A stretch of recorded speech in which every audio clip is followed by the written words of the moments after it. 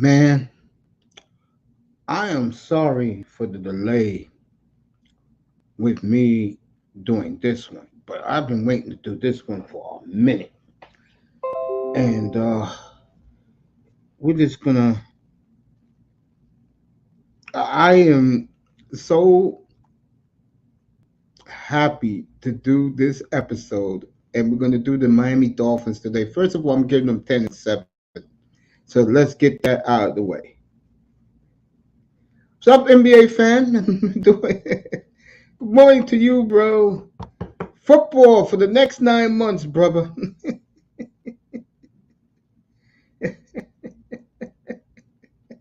And I'm doing the Dolphins right now, so you're going to have to wait a while because I'm getting into it right now.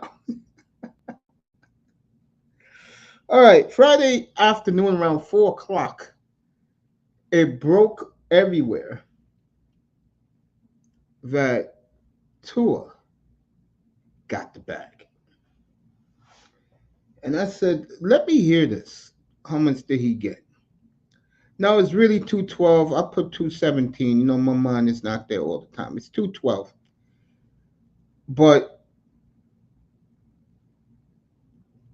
the one thing that hit me with this was how quick he got the bag, and he got the bag, folks. My new nickname for Tua is the Bag Man. What a job by Ryan Williams, by his and athletes first. And let me get this out of the way. Tua is only out. The Dolphins have an out in 2026 for performance. What do that mean? That means if he's not putting up the numbers, they can get out of his contract. So they are going the entertainer route with Tua. There is no more, well, to me, there never was Super Bowl aspirations with this team. Uh, Tua is basically now the franchise beginning next year. Uh, and I'm going to get deep into this.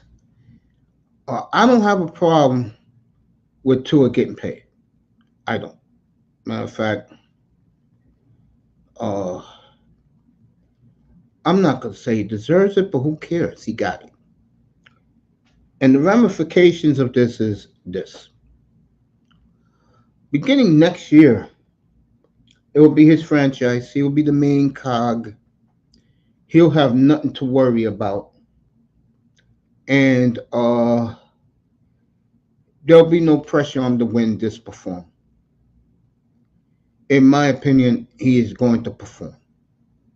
That's all he has to do. He's going to earn this $212 million, folks. I hate to burst people's bubbles. He's going to earn this shit. He's going to earn it in his sleep. All he has to do is stand up straight, put up over 4,300, I'll be fair, 4,200 yards, over that.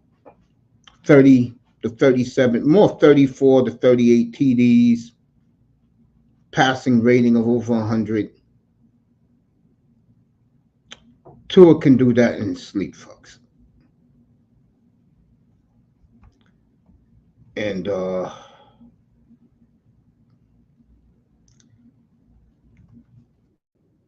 there's a part of me that um,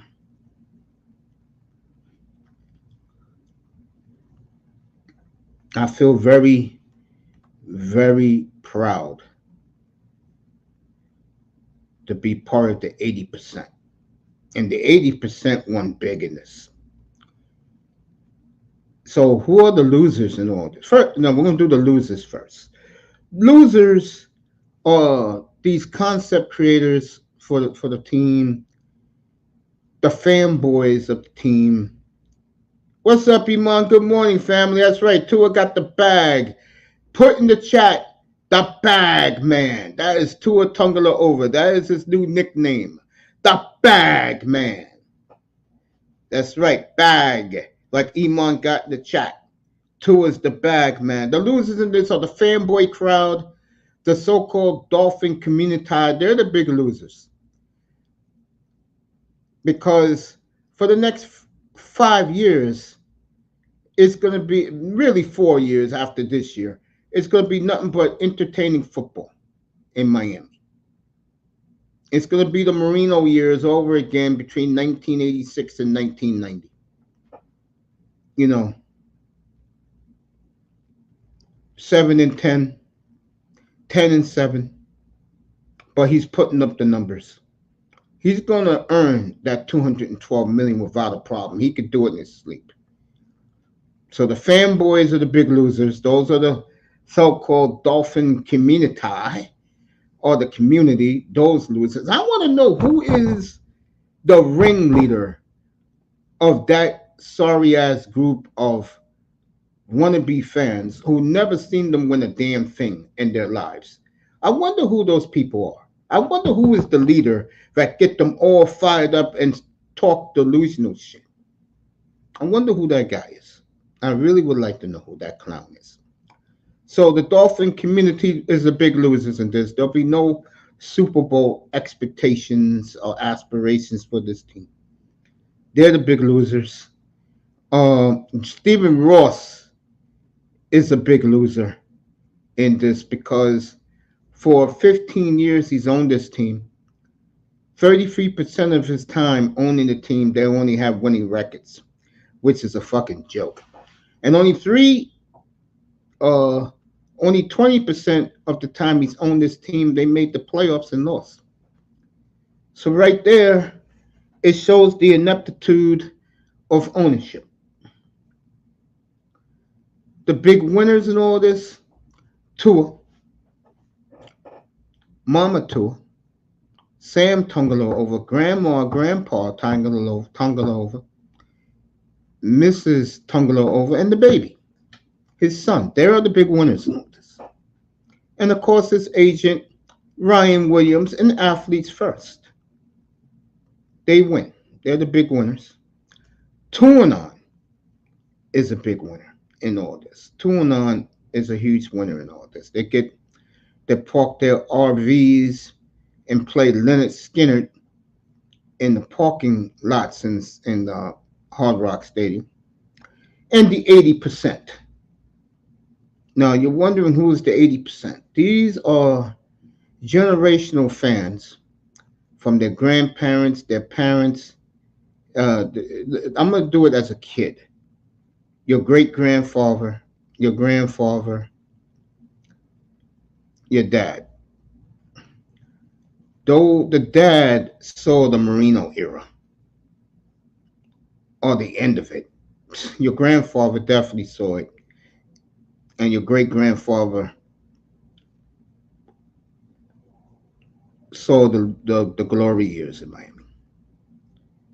So the 80% told Ross, Garfunkel, Chris Greer, give this kid the contract because he proved he could stay healthy for 1 year and he led the NFL in passing yards. So that was good enough for the 80%. And those are the big winners in this. The big losers, again, the Dolphin community, the fanboys, who talk delusional, stupid shit. The concept creators for the Dolphins, because no matter what they say, it's not happening. And there's another winner in this. And you give me a minute, I'll be right back. Give me 2 minutes, I'll be right back. Iman in the building.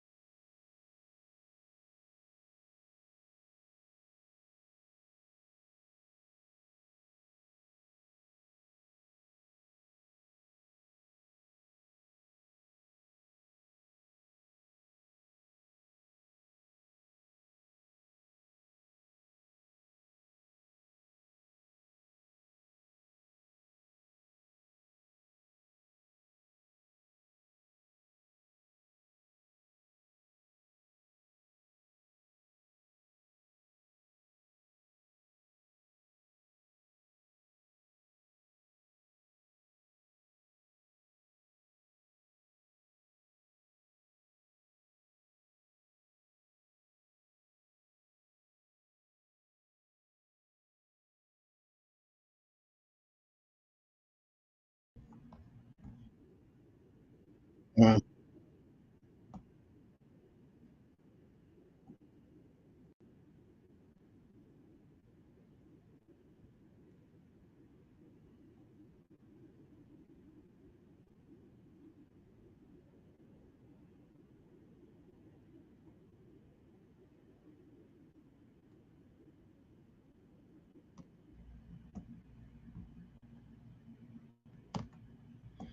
here I go. I had some technical difficulties. I apologize for that. Let's get back to what I was saying about the Dolphins. Uh, I think this team now, especially that they gave Tua the bag, I think Tua will perform well. There's going to be no pressure on him. He don't have to go to a Super Bowl. He don't have to win a Super Bowl. Just a playoff game or two. His opt clause is for performance, not for injury, which for Tua in 2025 and 26, he should easily perform. The questions are going to be these questions. Not about Tua. It's going to be about Stephen Ross. Where does Stephen Ross go from here? I mean, the 80% uh, told Garfunkel and Chris Greer to give this kid the money. I mean, goddamn, Tua was there uh, holding in, throwing the football around the first day or two. He didn't miss any time. Love missed a week. And I'll get to Love tomorrow. I mean, tonight when I do the night show. Tua didn't miss a beat. And now that it's going to be his franchise next year, where does Stephen Ross go from here? If they don't win a playoff game, where Miami's going to be fine. They're not going to be relevant. They're going to be one of these teams that are going to get the label as, boy, they're fun to watch. They're going to be playing at 1 o'clock, and it's 4:11. There's a minute 37 left. Dolphins down 41-37. Tua is leading them down the field with a minute 37 left. That's what the Dolphins are going to turn into next year. Fun team, quarterback-centric team, quarterback-friendly team. Pressure will be completely off Tua to win anything after this year. And for Tua, he's going to earn the money. That's the scary thing. He's going to earn this $212 million. He's going to get it. He's got the bag. All he has to do is perform. And the 80% will be waving their white hankies every time he throws a bomb to whoever, because I think his receiving core, other than Waddle, moving forward in 2025, nobody know who they are. I see Stephen Ross, if they don't win a playoff game, cutting payroll big time. And the next 2 years, they'll be under construction. And then they'll tell you in 2027, yeah, we're ready to make a playoff push. Let's see what we can do in 2027 with Tua's guys. And we'll find out 3 years from now. Exactly 3 years from now, training camp 2027, they will quietly switch entertaining football to maybe we can make a playoff push. But Tua is going to earn that $212 million, folks. He got that in the bag because the only clause after the 26 seasons is performance clause. And you're going to see the best of Tua next year. I mean, no more pressure on him to do anything but perform. And that's why he got the money. The 80%, and I consider myself definitely an 80%er of the fan base, no doubt about it. Told him, we want to go exciting football. We don't care about winning Super Bowls. 7-10, 10-7, fine with us, as long as he puts up the numbers. And I'm going to say it again. This is for all you fanboys who are the biggest losers in all this. You guys and Stephen Ross and the concept creators. You guys are the big losers in all this. What incentive now do you have watching the Dolphins when they're just playing to entertain the 80% of the fan base. You guys are you fan guys, the Dolphin community, you are not part of the 80%. I'm sorry to tell you that. You're not. Okay? You're not. You guys are just a bunch of idiots who say some dumb shit all the time, like Pete does. Pete Takes 4 months ago came up here and said two things. One, the Dolphins will trade 5 number ones for Justin Herbert, and you can hear me in the background laughing my ass off. I was laughing at him. And then he said that Chris Greer and Mike McDaniel was at Michigan's Pro Day, and they was going to make a monster trade to get J.J. McCarthy. And, of course, you had Tony Manzano up here that day on the platform buying into all this bullshit. And this is why I talk about the Dolphin community. This is why they're a joke. Because they say crazy, dumb shit like that. This is why Chris Greer, and I said this to the Dolphin community. I said this to him. Chris Greer got his son, his brother, his cousin listening and watching everything said on Twitter and social media, and he does the complete opposite. If you would have told me, Dolphin fan, that Tua, and there's only one guy who I'm going to give a lot of credit to also in a minute. If you would have told me back in the year 2022, when Tua was getting all these concussions, that he would be in a Dolphin uniform for 9 years, I would have laughed at your ass. I would have said, man, you fucking crazy. Really? Well, guess what? By or near the end of this decade, Tua would be 8-9 years in the Dolphins uniform since 2020 when they drafted him. Who the hell would have funked that? So Tua from now on by me is known as the bag man. He got the bag. Okay? He got the bag. And as far as Miami goes now, thank God that this has happened so quickly. And now they are who they are. Beginning next year, entertaining team, winning doesn't matter no more. Just to entertaining the fans who pay $5,000 a seat in the lower bowl to entertain. Desperation? Oh, no. They didn't panic, Tony. What happened was that 80% told Todd Garfunkel, Stephen Ross, and Chris Greer, you guys can't get your shit straight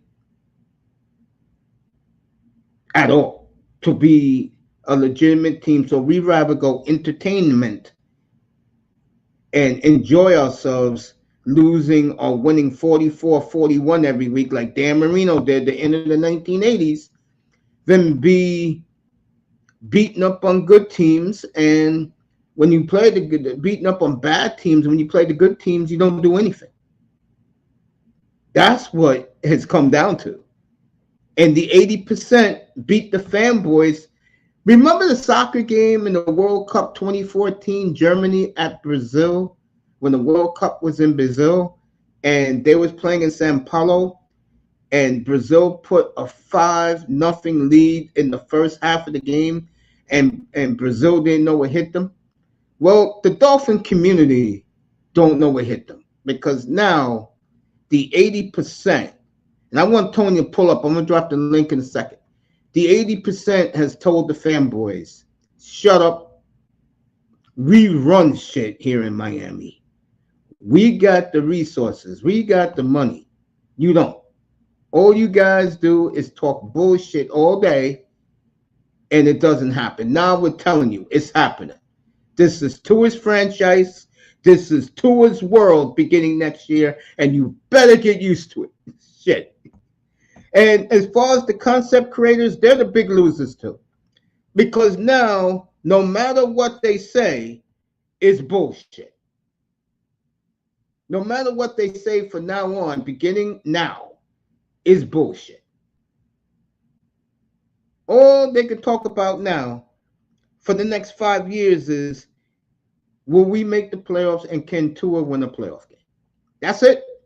Everything else is about Tua's stats, Tua's numbers, and Tua, because of his image, he's a good guy, great family man. He won easily over the fanboys, his haters like Pete, who can't stand Tua. They got destroyed by this. And again, the fanboys, concept creator Stephen Ross, the big losers on it. Stephen Ross just threw in the towel and said, yeah, these guys can't win shit. The big winners in this, Ryan Williams, that is Tua's and Aaron Rodgers' agent. They win big in this, got Tua $167 million guaranteed. And the only opt-out in this contract is not even injury, performance clause.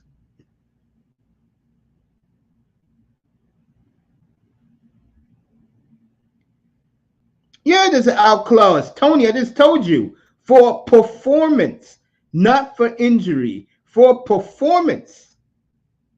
Because that's what the 80% of the fans, the real Dolphin fans, what they want to see. They want to see him be Phillip Rivers, and that's who Tua is going to be. He's going to be the new Phillip Rivers. He's going to pull up godly numbers beginning next year. Next year, if you're a fantasy football player, pick Tua as your quarterback. Get Tua in the 5th round. He's going to rise up in fantasy beginning next year. It's his franchise now.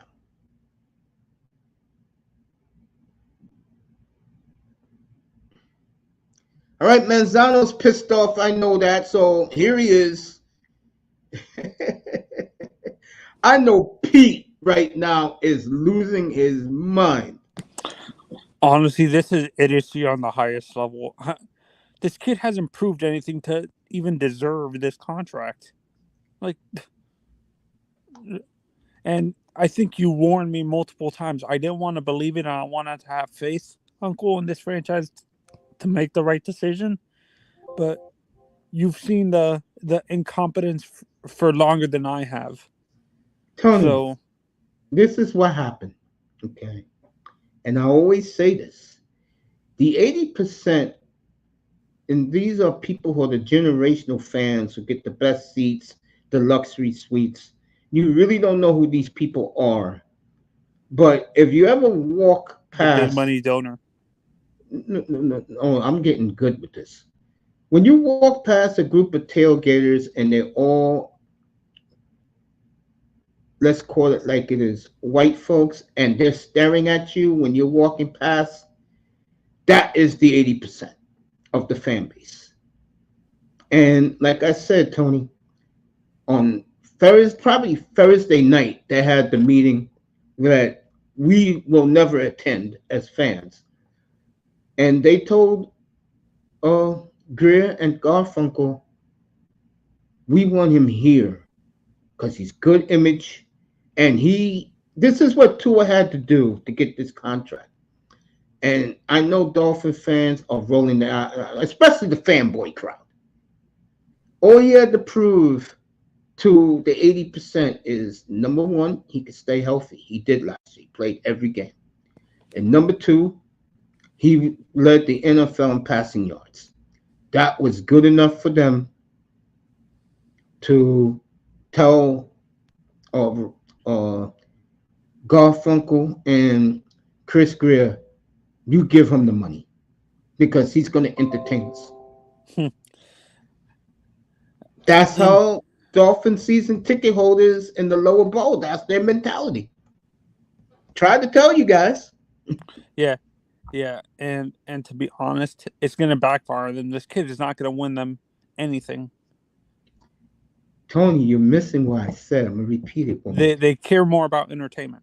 Exactly. They care about him. I'm telling you, beginning next year, folks, you're gonna be watching. You can be in in Boise, Idaho, and your first game is whoever West Coast team or the Dallas Cowboys play the early game. But at 4:11 Eastern Daylight Time, CBS or Fox, whoever's carrying the Dolphin game, is going to go down to Miami. They're going to switch to Miami. Tua is going to have the football in his hands. Well, a minute 37 to go, and he passed midfield, and the Dolphins are driving, losing 41-37. That's what you're going to get from now on, beginning next year with Tua. Enjoy that. And I've said this multiple times. This is why I'm gonna be like you. I'm taking my emotions out of this idiotic franchise. Like I'm just gonna watch the games without any emotion to not get my hopes up. Like, and this is why I've been trying to find that powder blue Chargers Justin Herbert jersey. I'm going to add something to this.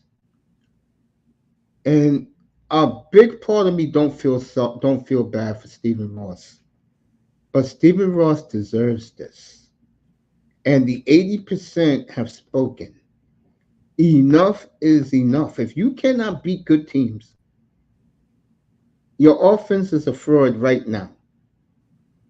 Now the 80% has spoken. They say, hey, we'd rather be entertained by Tua, give them the money, and we'll live with 44-41 football for the next 4 years after this year. And that's what's about to happen again. Tua Tagovailoa is now the new and then of Phillip course Rivers. He's the new Phillip Rivers. Yeah, and it's hilarious. They act like he's the highest paid They were still acting like he's the highest paid quarterback, forgetting the fact that 3 hours later, your guy in Green Bay surpassed him. And I'll be talking Tua, by the way, is number 4. He got $100,000 more than Jared Goff. Okay. Who's number 1? Is it Justin Herbert? No, Tua makes more money than Herbert. Number 1 is Love. Number 2 is who's number? Is Trevor Lawrence. Number 3 is Joe Burrow. Number 4 is Tua. Number 5 is Jared Goff. Number 6 is Herbert. Number 7 is Jalen Hurts. Wait, Herbert? Burrow's number 1. You said, or Love? Love is number 1. Trevor Lawrence is number 2. Burrow's 3. I bet you CJ is gonna surpass Jordan. Well, I'm going to kill Jerry Jones tomorrow night because I'm doing the Cowboys. And he's talking all this mess about Dak Prescott. I have more confidence in Tua winning a wild card game this year than I do the Cowboys winning anything this year. I'm dead serious. Did you I can't remember. Did you see the release? I can't remember which sports I think it was NBC Sports or Yahoo Sports released their predictions for the season for the records. Did you see they had the Jets winning the Super Bowl? Yeah, and so does Sporting News. Yeah, and USA Today. Yeah. Is that delusional, you think? No, it's not. And if you would have heard my show Tuesday when I did the Jets, I said the one team who can do damage in these playoffs is the Jets because they play the right way. And if I'm you with the Dolphins, start looking for a coach that fits Tua's needs. Because McDaniel's gone if they don't win a playoff game this year. He's gone. He's a West Coast quarterback. But he plays in warm weather. No. What I'm saying, he's a West Coast, like he's a traditional offense West quarterback. Coast. Yeah, He's a Bill Walsh quarterback. Manzano, isn't it something? And this is going to make you really shake your head since you like Justin Herbert. Isn't it something? Tua gets the keys to the franchise now. There's no pressure on him. All he has to do is put up numbers. While your boy in San Diego got the football taken out of his hands by Jim Harbaugh. Isn't that something? Is that, in your honest opinion, is that idiotic? And a little bit it is, but I understand the way Jim thinks. Jim believes in power football. Jim wants his team exactly like the Jets are going to be. Punch you in the face. That's the way Jim wanted. He thinks he can beat the Chiefs like that. He thinks he could beat anybody like that. And Justin Herbert's always played well against the Chiefs. So I think the Chargers are a year away. No, for me, I don't believe the hype as much as, like, I think the Jets are good, but they're not a Super Bowl contending team, in my honest opinion. Like, they're good, but I don't think they're ready just yet to win a suit like the media is hyping them up to be. They are built the right way. That's why their offensive line is suspect. Do you agree? It's suspect, but they got a champion. I'm not calling them a championship defense. They got a very good defense. Championship. They're not the Ravens. They're not like the Ravens defense. No. They're good. They have to prove themselves by making the playoffs and winning a game. Honestly, congrats to Tua, by the way. Honestly, I'm done. Like, I've tried to have faith, Uncle, but I'm becoming a young cynic, like you have.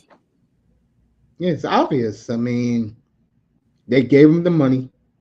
The 80% said we're tired of hearing all this bullshit from you guys. Enough. I kind of wish our fan base is like the Giants fans. They're starting to turn on what's his face. They warned them not to give Daniel Jones that money. I don't look at Tua in the same realm as Daniel Jones. Tua is going to perform. And what's going to help him the most, and this is going to get a lot of fanboys in these fanboy chat rooms pissed off, there's no pressure on him to win anymore. He doesn't have to win. 7-10, 10-7. The next 5 years, win a playoff game. So if he gets injured, they can't opt out of the contract. No, because his opt-out is performance clause. So if he doesn't, like, if he goes into the playoffs or something like that, or if he basically blows the end of the season like he's been doing, they can opt out. Yeah, 2000 after the 2026 season. So that opt out, you think Greer was coerced into that type of opt out, not the injury? Yeah, because I told you guys, and again, when you listen to Pete, good morning, Big Task, and no, Daniel Jones ain't better than Tua. I told you guys that when you deal with athletes first, it's about money. It's about getting the out. Tua Tagovailoa beginning next September, folks, is making $53.5 million.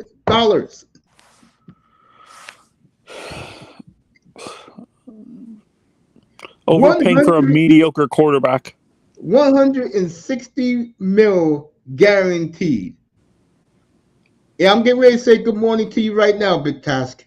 I got you. Oh, hey, Uncle, by the way, did you see all the trades that happened last night?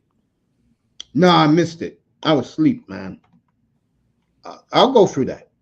I know the Yankees got Jazz Chisholm. That's who they wanted. And that was a good move, you think, right? For the Marlins, yeah. You wrecked the Yankee system, yeah. And actually, The Yankees can't pitch. That's their downfall.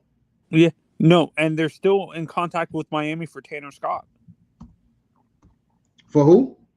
Their closer, the Miami closer. What's that going to do? He doesn't pitch 9 innings. He doesn't pitch 7 innings. No, their bullpen is what's their weakness. I don't know about that. Every time I look up, they're losing 7-5, bro.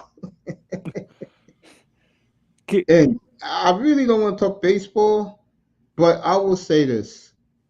The Mets really demoralized the Yankees, sweeping them. Lindor is on fire. The Mets got this new thing with the Dominican players. It says OMG, oh my God sign, and they're flexing for the cameras. There's merengue in the locker room. Probably what. I know it is in Cleveland. I know Manny Machado is playing it because the Padres have now won 7 in a row. Yeah, and I warned people. I said this. I think, what's his name? Leaving him was a horrible. What's it called? No, for the Dolphins, the older, the original agent for Tua Steinberg leaving was actually a catastrophic thing for the Dolphins. Actually, I forgot he had Lee Steinberg. That's right, he had Lee. And Lee's a good agent. This is what happens when you follow up with the difference between Tua and Daniel Jones, because Ryan Williams does Daniel Jones. What a fleecing that contract was a year ago. I think Steinberg is what's his face's agent? The kid in Houston. No. CJ Stroud got the same guy as Jordan Love, David Marietta. And I'll talk about Jordan Love tonight, about the ramifications of that contract. And Lee Steinberg is a great agent. I don't know why people hate him so much. I don't think they hate him. I think it's Lee's the time has passed Lee by. I think that's what it is. Drew Rosenhaus replaced him as a dominant agent in Miami. No. Drew Rosenhaus is not in David Marietta's league, bro. Marietta is the top agent now. You got the quarterbacks. He's Scott Boras of the He NFL. is Scott Boras of the football agents. Yes. You know who Drew Rosenhaus has? He has all the criminals and the thugs. That's who he has. Tyreek and them. Yeah, he has all those guys. Yeah. Jesus. I feel so bad for Drew. No, Drew likes those type of guys. They perform. Those guys get 2 and 3 times. Those guys get 2 or 3 contracts, but makes Drew even richer. For Drew, who's the equivalent in baseball? Oh man, Drew Rosenhaus. In terms of like having all the criminals. I forgot his name, but it's the guy who got all the players signed to big contracts this past year. That guy. Is not Boras? Boras took a beating. Big task. When you came into the room, what I said was Tua is much better than Daniel Jones. That's what I said. Yeah, the fan base, and there's only certain people that are defending Daniel Jones, but in general, I think that the Giants fan base is what it's called. Let's see what happens now that he got a receiving core that he can throw to. Let's see what happens. He needs an offensive line. I think if you want my honest opinion, I think the Giants are going to be bad, and this man will be their next head coach. And I'm going to do this show on Wednesday night. I'm going to do it a little late. You better believe it. I'm going to do it a little late because I know Iman is the big Giant fan, and I want him up here Wednesday night to do this show. Here you go, folks. This is Wednesday night, and we're gonna do this one. We'll kill Jerry Jones tomorrow. We'll laugh at the Buffalo Bills on Tuesday night while they're America's biggest losers. The biggest failures in America is the Buffalo Bills. That is Wednesday night. Just a matter of time. And he'll be back in that red jacket. That's when he built that juggernaut big blue defense. He says that is one of that. So is you the think number. Mara's gonna basically give him full power? You better believe he will. Giants are a joke. Can't take them seriously. All right, let me recap Tua real quick for people who are missing it. Do I like the deal? It is what it is. I'm not going to argue. You know, one thing he can do, if he can stay healthy, if he can stand up, he can throw the football around the field. I think at this time next year, there'll be a lot of guys not here no more. I think if they don't win a playoff game this year, you're going to see the Dolphins make a lot of veteran cuts. Yeah, no, or trade. I think. Yeah, trade too. Yeah, I agree. This is where what I can see happening. If Tyreek doesn't win a Super Bowl here, which he's not. No, if he doesn't win a playoff game, my mistake. He's the type of guy that's going to cause some serious problems in the locker room. Of course he is. Of course. I'll tell you right now, there's a lot of players on that team right now, Tony, who are in shock that Tua got the bag. I'm telling you. And Tua got the bag, folks. And this is what happens, and I've been saying this all along. When you go into these delusional fanboy rooms, Tony, who is the guy that pumps all these guys up? Who is the guy? Reason? I know it's not Reasons. It's not TD. No. Who is the guy that when you guys go to that particular platform, he's talking all this Dolphin rhetoric? That guy. Is it the guy who does the Finch tailgate? Is it that guy? No, it's not. Like there's people on that platform that are like, what's it called, down the middle? The one that pumps all this rhetoric is CB. Are you serious? He's a Tua fan. Well, CB, I know he's gone to church right now. The days of this rhetoric Super Bowl talk is over. I heard him up here 3 weeks ago, and I told him about the 80%. The 80% has spoken. Entertaining football beginning next year. Yes, you want to call it mediocrity? You can. I think the people who want to see this is going to call this exciting, but you're not going to go anywhere with it.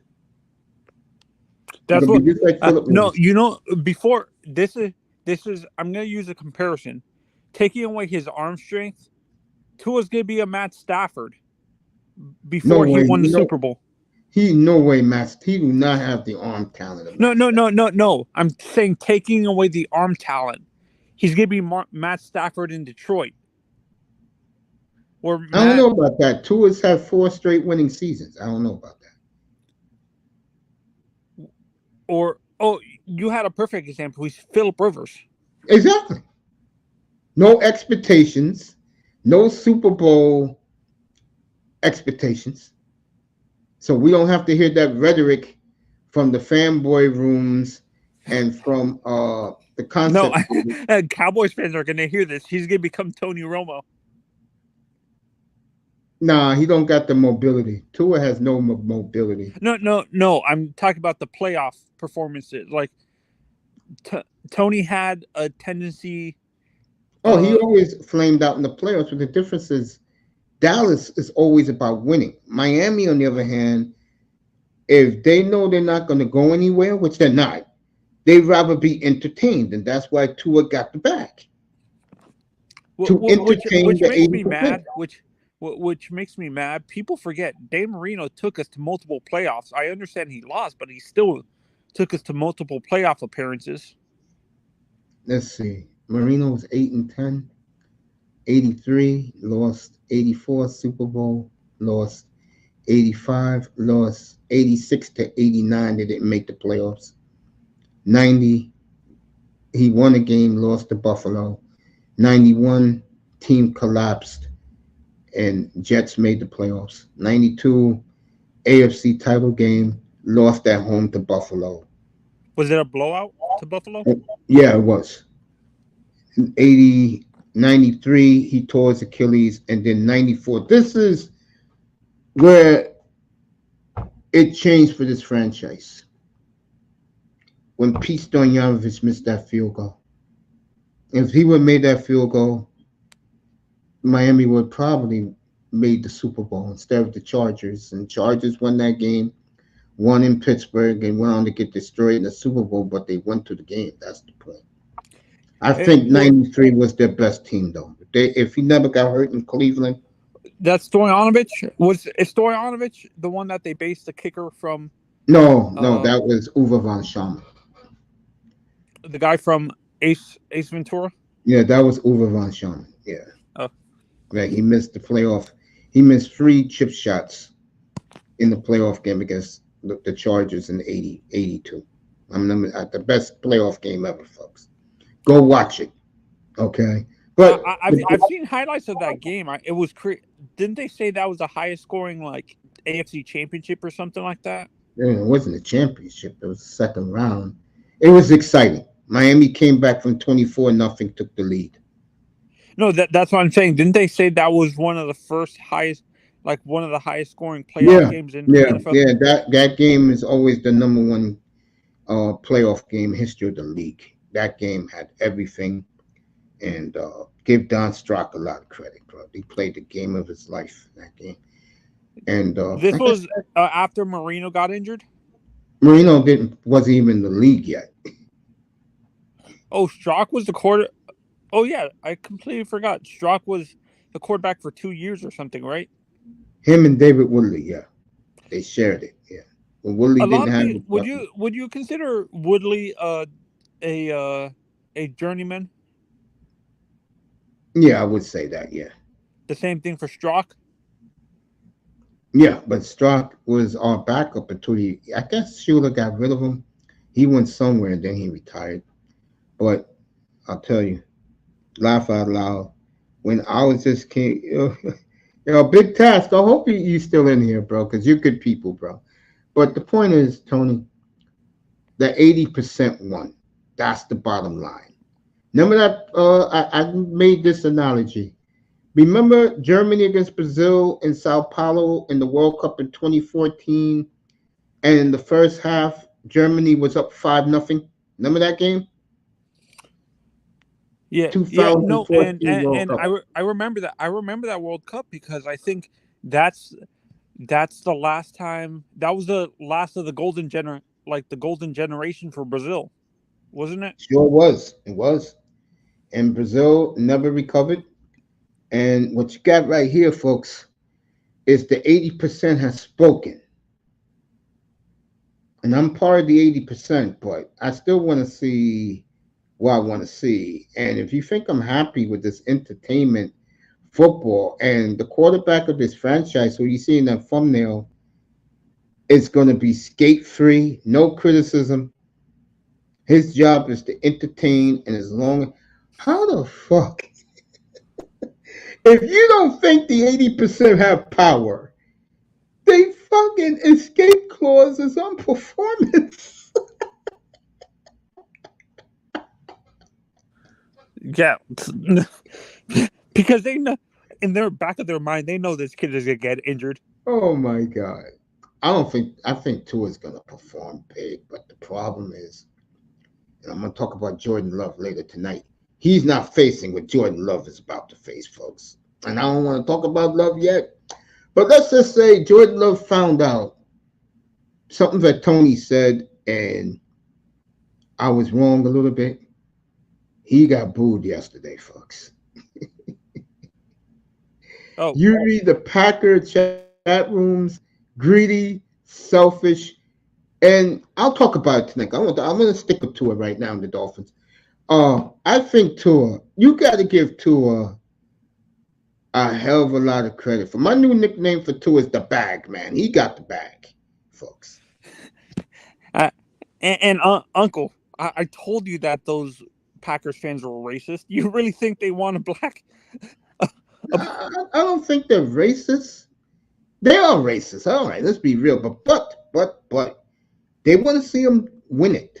He wins one, they'll accept it. He wins two. He goes into the class of Ray Nitschke, Jim Taylor, Jim Ringo, Bart Starr, what's our boy? Paul Horning. He goes into that class if he wins two. Oh, the pretty boys. Yeah, but that team was the most dominant team in the history of the league. Those Packer teams in the 60s, bro. Yeah, He'll go no. that room. Yeah, no, and this is where to be honest, the Dolphins are idiots. Like the lower bowl. When you say lower bowl, are you talking about the fans that have a lot of money? Yes. You see what? Let me explain what the 80% is. The 80% are the generational fan base. These are people who their great-great-grandparents had tickets since the beginning, passed it down to their children, passed it down to their kids, and now their kids have the great-great-grandchildren have the season tickets now, and they take their kids to the games. Is that group now that is in the 80%? Those people sit in the lower bowl. They sit in the 72 undefeated club. Those folks, they're the ones who dictate what happens. I guess, and I'm gonna be honest here, they see nothing out of Mike McDaniel. That's what I think. McDaniel loses. He knows he don't win a playoff game. He said it himself back in March. There'll be a whole new group in here next year, which will be true. So my word to people like CB and Dolphin fanboys, start looking for an offensive coordinator that can fit Tua, because it's Tua's team now. It's his team now. Yeah, and I've said this honestly. Having an offensive-minded coach, like a guy who's one-dimensional, who's either defense or offense, to be honest, is not a good thing. If you have a guy who's an offensive lineman or a defensive, like an offensive lineman, who, like, guys like that, to be honest, are better suited to be coaches than these guys who are coordinators in general. Do you agree? Let me see. Shula was he was offensive line. No, Shula was a defensive back special teams coach. Belichick was a defensive whiz special teams coach. John Harbaugh was a special teams coach. The Ryan brothers. They got it from their father, defensive coaches. Mike Shanahan was offense. Yes, he was. Holmgren was offense. Yes, he was. The guy in Parcells was defense.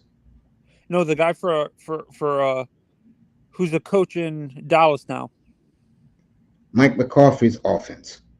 He came from the 49ers. Wade Phillips is defense. Defense.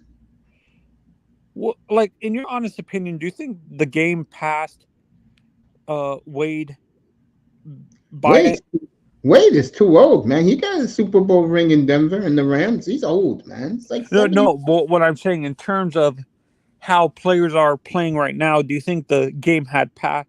Like, when he was still coaching, do you think the game passed? No, Wade? I think Wade Phillips was a healthy defensive coordinator. He was or my mistake. Rex Ryan, Rex and Buddy. I mean, Rex and his No, brother. Rex was great. Hey, the Jets went to 2 AFC Championship games with Rex Ryan. Oh no, I'm talking about his younger brother. Oh, Rob never did anything. He never Rex. No, Rex that's what was I'm the saying. Do you one. think that's our defense? No, defense never changes, bro. You It's get the a offense that defensive guy in changes. there. Offensive changes, yes. I've always Offense thought evolves. no. The reason why I'm asking that is because I've noticed how defense is played in college football Yes. is like it's starting to seep into the NFL.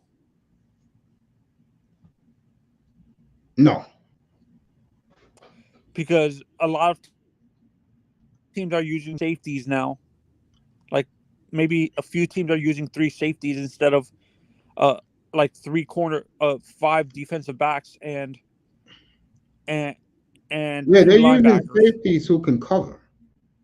If you got a safety like Javon Holland, like the Dolphins do, then he can cover. Yeah.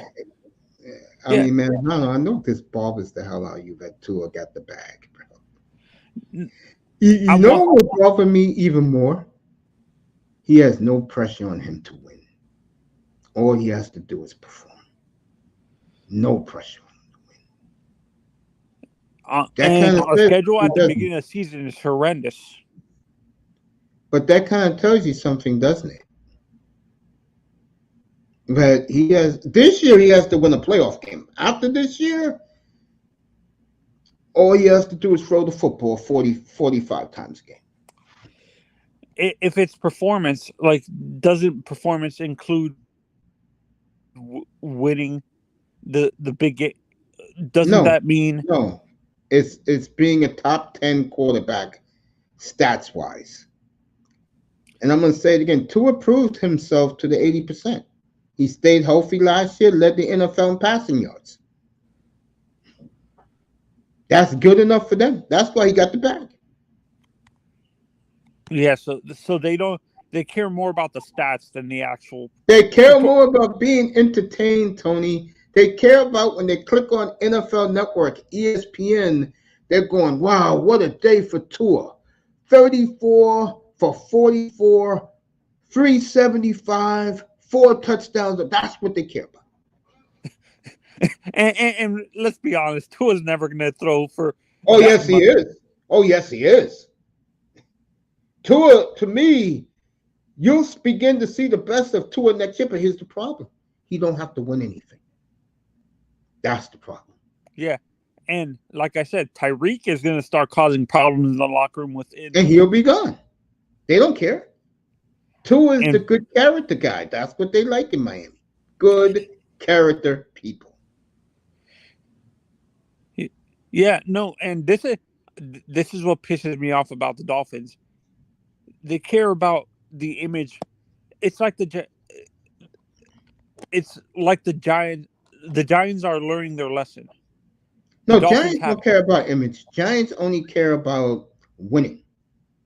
No. That's what I'm saying. They're starting to learn not to care about the image.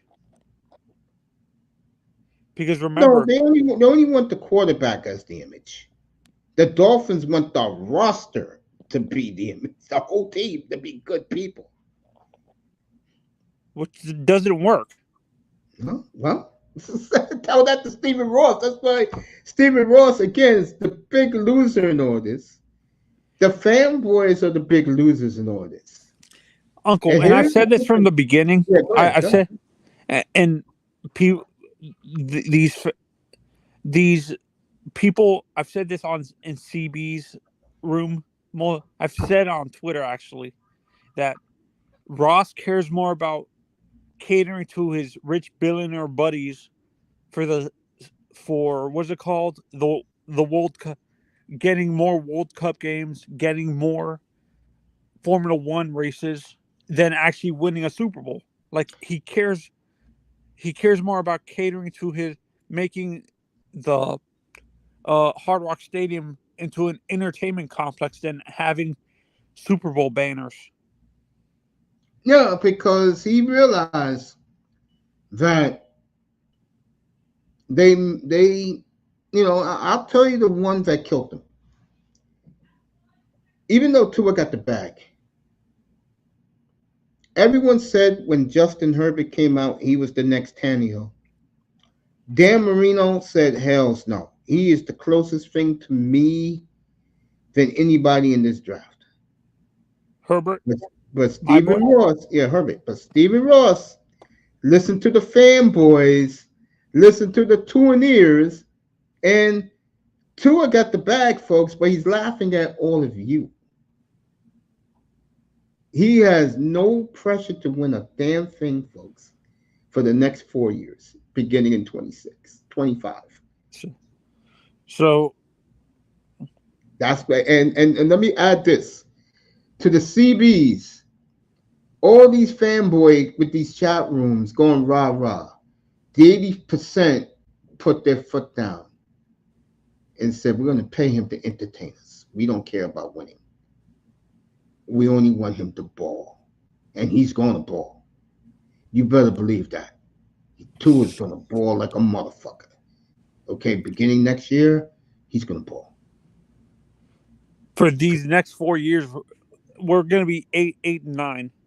Yeah, 7 and 10, 10 and 7, 8 and 9. Yeah. We're going to be in the top 10 of the draft every year. No, that puts you like 16 in the draft. Yes.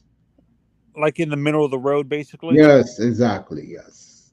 Where you're not going to be able to get the top talent like in the top 11. Yes.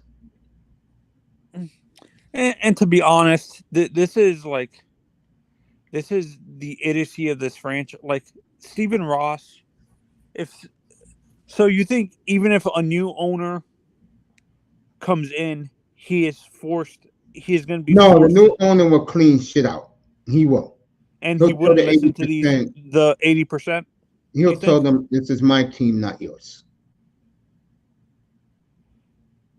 And as you've dealt with multiple owners, taking away Joe Robbie, in your honest opinion, who's worse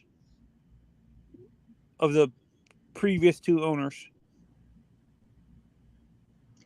Huizenga. And I'm going to tell you why. You couldn't get two opposite owners than Stephen Ross and Wayne Huizenga. Huizenga was a racist. You always tell me That's what did it, and he didn't want nothing to do with Miami Hurricane players. That's it. that was the start of the image thing with the No. Dolphins. Yeah. Because you got to Because I remember think something, isn't Huizenga from the Midwest or somewhere like up there? yeah, in the Midwest, but you're forgetting something, Tony. A lot of Miami people, they don't like the Hurricanes, bro. I used to go to a Dolphins bar for 20 years, Tony. And all the Dolphin fans there, none of them like the U. They all like Florida, Notre Dame. They didn't like the U of Florida State. Yeah, because I'm gonna use the term. I can't believe I'm gonna use this. I hope this doesn't sound racist. They were too ghetto. Yep, exactly. That's okay. Am I being racist? No, you're telling the truth. They were. The gold chains, acting stupid and crazy. Yeah. That's why they disassociate themselves from the University of Miami. They love Notre Dame. They love Florida. Oh my God, especially when Tebow was there. Oh, I had to hear that shit from that bar every goddamn Sunday. For me, I think and I think that's a generational thing. I think my generation, I think the your generation is the one that doesn't like that. My generation is like anybody from the 80s that are born in the 80s and 90s Mm-hmm. are the product of that era. Like the not, how am I going to say this? The Gen Z and early Yeah. millennials. Yes. So you agree with me? Is your generation that's more concerned of the? That's why I think they can't stand. It's a generational gap when it comes to the fan base for Hurricanes. And Yeah, yeah, I think and I think you said it best. Most of your generation was fans of either Michigan, Notre Dame, Ohio State, um, Texas, Oklahoma, yeah. Bama. USC, Did you have a lot of USC. Bama fans going? Like, did you Yeah, know a lot? I didn't Did you know a know lot of them, but I knew they were big. They with were big. Bear They Bryant? are big. Not they are. They are big. That group, Alabama fan, is as delusional as the Dolphin fan. The difference is Nick Saban bought them 6 championships, Y- 7 championships. and I feel bad for this young coach that they brought in because that part of the fan base is going to expect way too much Of right course, away. of course, of course. And Yeah. I think honestly, I my generation of fans. I've said this to my generation of Bama fans Yeah. that the older generation of Bama fans are going to force him out within the next 3 years. That's what I was trying to tell them. Yeah, they gotta win. Alabama gotta win. They gotta win at least one national championship in the next 3 years, or he's gone. Yeah. Yeah, no, and that's why I kind of feel bad for DeBoer, and this is where I think what's going to happen is they're going to try to bring Dabo from Clemson. Mm-hmm. Yeah. I've been saying that all along. Just like Roy Williams. When Dean Smith retired, Roy Williams did not want the job. So for a few years he didn't coach there. But then one day he realized he can't win in Kansas with all those great players he had. And they begged him to go back there, and he did. And North Carolina won a couple of championships under Roy Williams. I want to get back to Miami, to the Dolphins for a minute. And I'm glad I'm doing the Dolphins today. I wanted to have been doing them all like since Wednesday, but things come up. I want to go back to about the 80%. And this is why, folks, that again, when you're fanboys and you're concept creators, you better know what you're talking about with the team you support. Mm-hmm.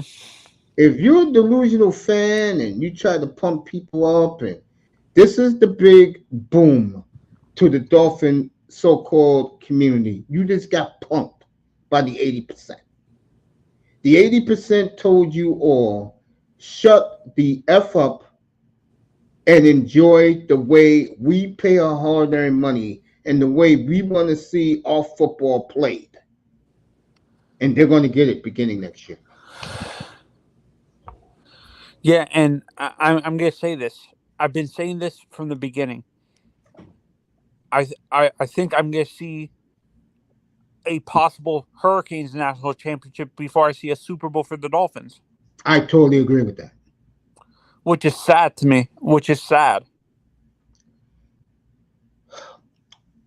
This is what happens when you haven't been to a Super Bowl, like Big O said last week, and he killed the fanboys last week.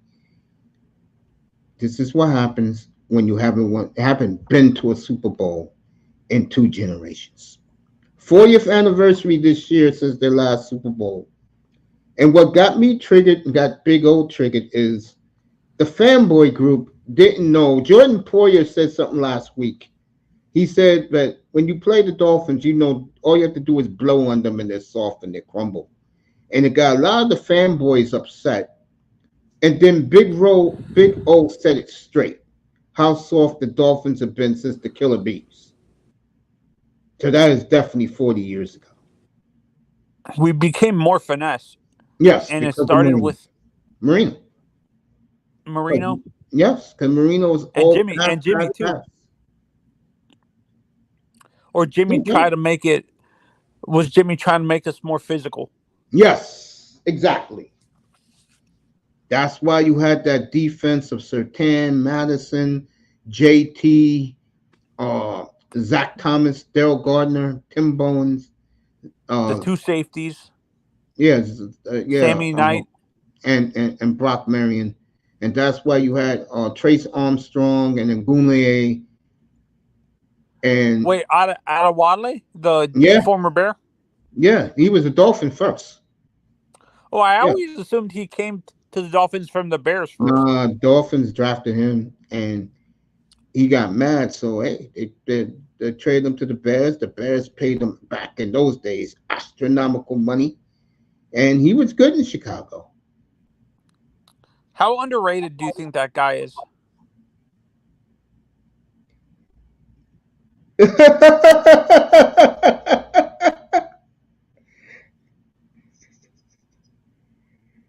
Hey, Salute to you, Fred Warden. Salute to you, bro. Good to see you, family.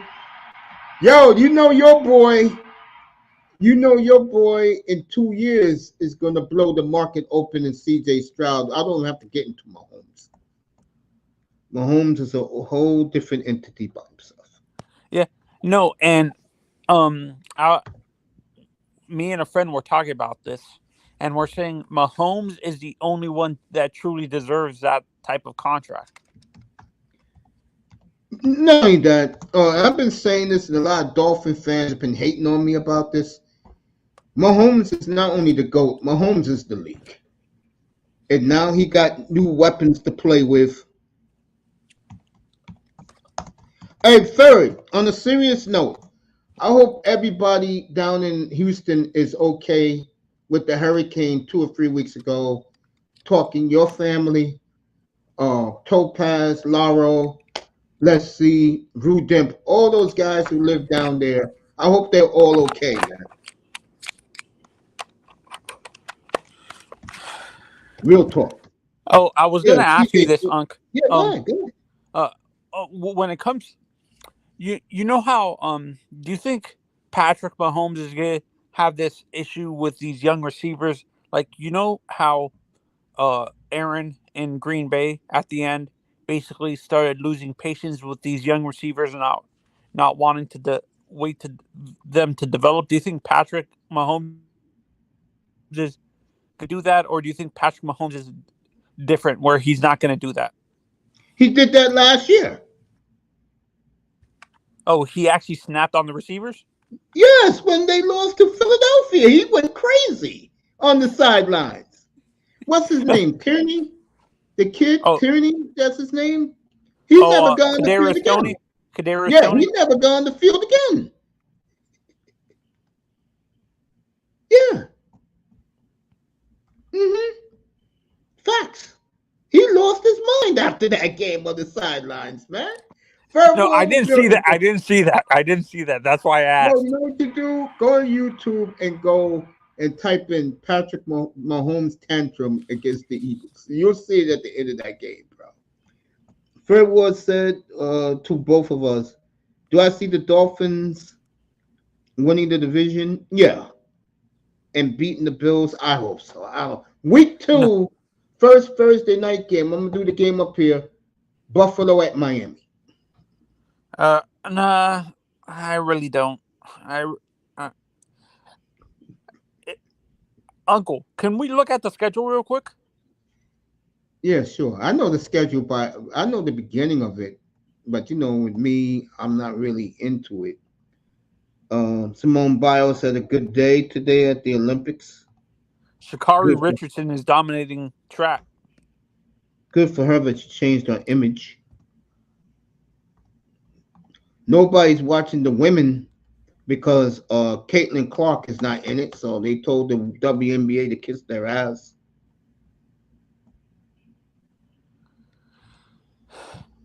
They told them they told the Olympic team to kiss their ass. See, and Third Ward, you know what I almost did? I almost jumped ship and started cheering for CJ. That's how desperate I was before I decided to go to Herbert. All right, let's do the Dolphins schedule. I'm gonna put it up for Tony so he can see it. We can go through it.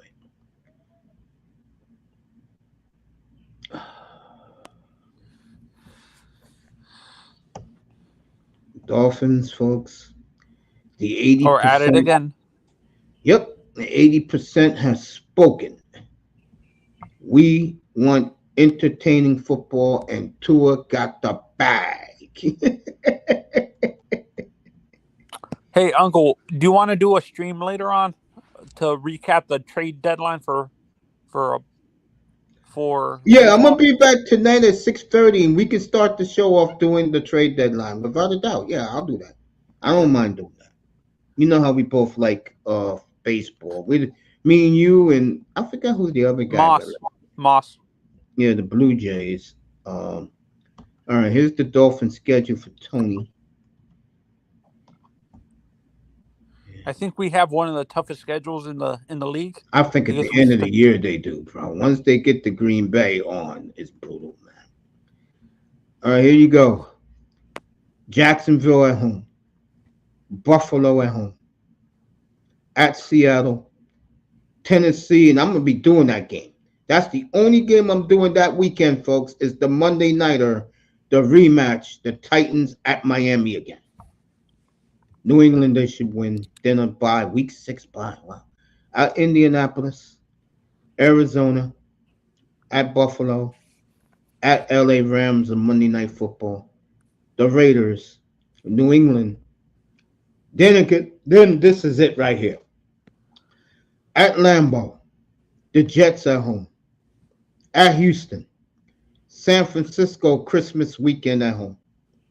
At Cleveland in the freezing cold on a Sunday night. And then here in New York where it's going to be blustery, windy in that game. There you go. Yeah. No, and people forget. I think that game in Denver, in Green Bay, is going to be. They're saying that game. One of my friends that lives up there, because of the military, he says by the time that game happens, it's going to be negative 45 degrees. I don't know about that, but you could get a snow. No, he's exaggerating, but he's going to say saying it's going to be. I know what he's saying. And does that area get windy like Yes, Green it Bay? does. Yes, it does, because it's right next to the peninsula. Yes, it does. Have you ever what is your coldest game you've ever experienced as a football fan? I don't go to too many games. Even when you were younger? No. As a sports fan, what is the coldest game you've ever experienced, like baseball? Nah, every game I went to, the weather was good. Even with the Yankees? Yeah, when I saw Shula's 325th game in person in Philly, it was a beautiful day in Philly. Oh, so it wasn't like that cold that we dealt with when we went there. Last year they went to Philly and lost on a Sunday night. When does it usually get cold around that time? Remember, they played the Eagles in October, so it wasn't cold in Philadelphia that night. In general, that area, like Jersey, Philly, New York City. New York? Yeah. It gets cold. When does it start getting freezing? Freezing? January. Like below freezing. January. So, like beginning of January, end of December, beginning of January? Yes, exactly. Do I think the Dolphins win the division? Yeah, I was going to give them the division anyway. Can they beat the Bills? We'll see week 2 in Miami. We'll see. Yeah. No. For me, I don't think that. I think what's going to happen, for the AFC East, the top 2 teams are going to be 10-7. Yeah, I agree with that. Yeah, I do. I don't agree with that prediction, that record prediction they have for the Jets. I think they have way too much faith in the Jets. Hey, what's going on, fellas? What's going on, Mace? Man, hey, Third Ward. It's been a minute. How you doing, Mace, bro? You all right? You been all right? Man. Yeah, I'm finally 100% healthy. Finally. Okay, I was just gonna ask you that next, how you health wise, but I'm glad to hear that. How's everything with you, bro? Everything been good, bro. Everything been good, bro. You know what I'm saying? Did you Everything been lose cool. power because of that hurricane Third Ward? No, I didn't lose any power, but it's a lot of people that did, and there's even some people that's still without power. But it's unfortunate. But I mean, we all one thing that I know for sure when hurricane season hits, southeast Texas, which is Houston, more than In likely, Dallas? Dallas usually they don't get flooded because they're like northeast, but they do get like sometimes they get tornadoes, sometimes they get snow, stuff like that. But Houston is southeast, Dallas is northeast, but so we don't get the same type of natural disasters they get. But one thing for sure, we'll get flooded out in Houston, at least certain parts. Like if you live in the inner city of Houston, like the actual city of Houston, more than likely you're going to get flooded out. Downtown, for some reason, downtown Houston always seems to get flooded out for some strange reason. But if you live on the outskirts of Houston, like the outskirts, you'll be all right. You know what I'm saying? I got family that live on the outskirts. They were okay. But then some people I know who, friends and family who live, in the actual city, they got, flooded out. They had to leave, go elsewhere. Some people I know, they went to Austin, which is like a couple hours. It's like a 2-hour drive from Houston to Austin. Some people went to Austin and stayed out there. So it just depends. You know what I'm saying? Yeah, no. And Third Ward, they said they've said I can't remember. This was after not the last hurricane that flooded you guys. I think it was called, what was that one called? I don't want to know. Did Katrina hit you guys too? No, Katrina, we got hit by a hurricane that happened right after Katrina. It was called Hurricane Ike. It was pretty bad. That after that hurricane, people always complained Houston has like horrible. Yeah, we have floods. A horrible trench system. Yeah, we prevent these. Yeah, we have horrible flood. I forgot there was one recently that happened. There was a real bad flood. It was worse than the one that happened recently. I think Irma hit you guys. Yeah, but I'm saying the one I'm talking about, there was one that happened like 2015, 2016 that was really bad. So yeah, it was, like I said, we always get flooded out. We might lose power here and there, but but we don't have like tornadoes or anything like that. So yeah, but wait, Galveston is outside of Houston, right? Yeah. Galveston is like maybe 45 minutes to an hour south of Houston. So Houston is like, in terms of the cities in Texas, Houston would be the closest to like places like Baton Rouge, New Orleans, and stuff like that. Well, Houston to New Orleans, a drive, it's about 4.5, 5-hour drive. The closest place in Louisiana to Houston is maybe like Lake Charles or like Shreveport, which is like maybe Shreveport. Yeah, Baton Rouge. They're like maybe 2 to 3 hours away. So but so that's when I heard that, I'm like, I'm surprised you guys didn't fix that issue, that flood though. It's kind of hard. System. It's kind of hard because you had to basically, restructure the whole city. You have to infrastructure the whole city, and then you got all these people that's living in Houston. I mean, when I was, like when I was coming up, like Houston already had like a shit ton of people living there. Now it's like the last 10 years, Houston has had so many people moving there from other states and cities, from like California, places that have California, Hawaii. You know what I'm saying? New York, like it's just been so many people moving to not even just Houston alone, but Dallas, Austin. You know what I'm saying? Dallas, bro. Texas in general has had a huge boom in population from place because of housing. Yeah, Houston's always been the fourth largest city in America. It's New York, LA, Chicago. Hell, we might even be the third largest. Chicago might be. I thought Dallas was always bigger than Houston. Oh no, that you could fit. Not even close. Yeah, you could fit Dallas and Houston on one side of Houston and still have plenty of Houston left. Like that Dallas seems like it's bigger because the one thing Dallas has over Houston is they have oil rigs. They have like a more bigger like radio station, like entities and industries and shit like that. But Houston's always been a bigger city. Like just geographically, Houston's way bigger. But no, they say Dallas is bigger in terms of land area because they have Fort Worth. I doubt that because even though they got Fort Worth, we still have other places that are like right outside of Houston. We have like Humble, Texas. We have Richmond, Texas, Sugarland area. Like, so I don't know. I'll have to look that up. But kind of just really getting to the sports thing. I want to say this to y'all as Before you do, okay, my bad. no, before you do, I just want to say to you, Yeah. to let Topaz and Let's See and Rudimp and Laurel that I'm thinking about all you guys down in Houston. Okay, I appreciate that. Speaking of Laurel, I was just thinking about Laurel last week. I haven't seen Laurel pop out nowhere in any of these spaces in a while. I hope he's okay. I haven't seen him in a while. I don't know where he been. Maybe he been caught up with some little chick or something. But I haven't seen Laurel like pop out anywhere. I'm like, man, I wonder where Laurel been. But hopefully he'll. I'm pretty sure at some point. I'm pretty sure once football season starts, he'll probably pop back because he always pops out over here around football season time. So he'll pop out. But I'm very high on the Longhorns this year, so. Yeah. I'm on bandwagon the last 3 years. So yeah, but I'm gonna say this though. So I'm gonna start with y'all since y'all are the most recent story with the signing of Tua. So I'm gonna say this, and Mace knows this because I've said this to Mace. So I've always liked Tua. I think Tua's a good dude. You know what I'm saying? I like his story, his family story, how he came up, all of that. Right now, the only issue that I have with Tua was.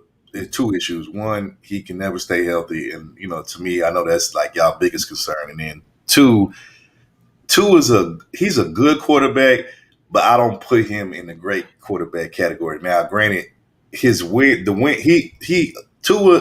kind of misleading because he has a lot of wins as a quarterback, which that's important, but when it comes to like stats and when it comes to like just the intangibles that you want your quarterback to have, that's where he lacks it. Like he doesn't have the intangibles that Mahomes has, or that Burrow has, or C.J. Stroud, or even like I knew he was going there.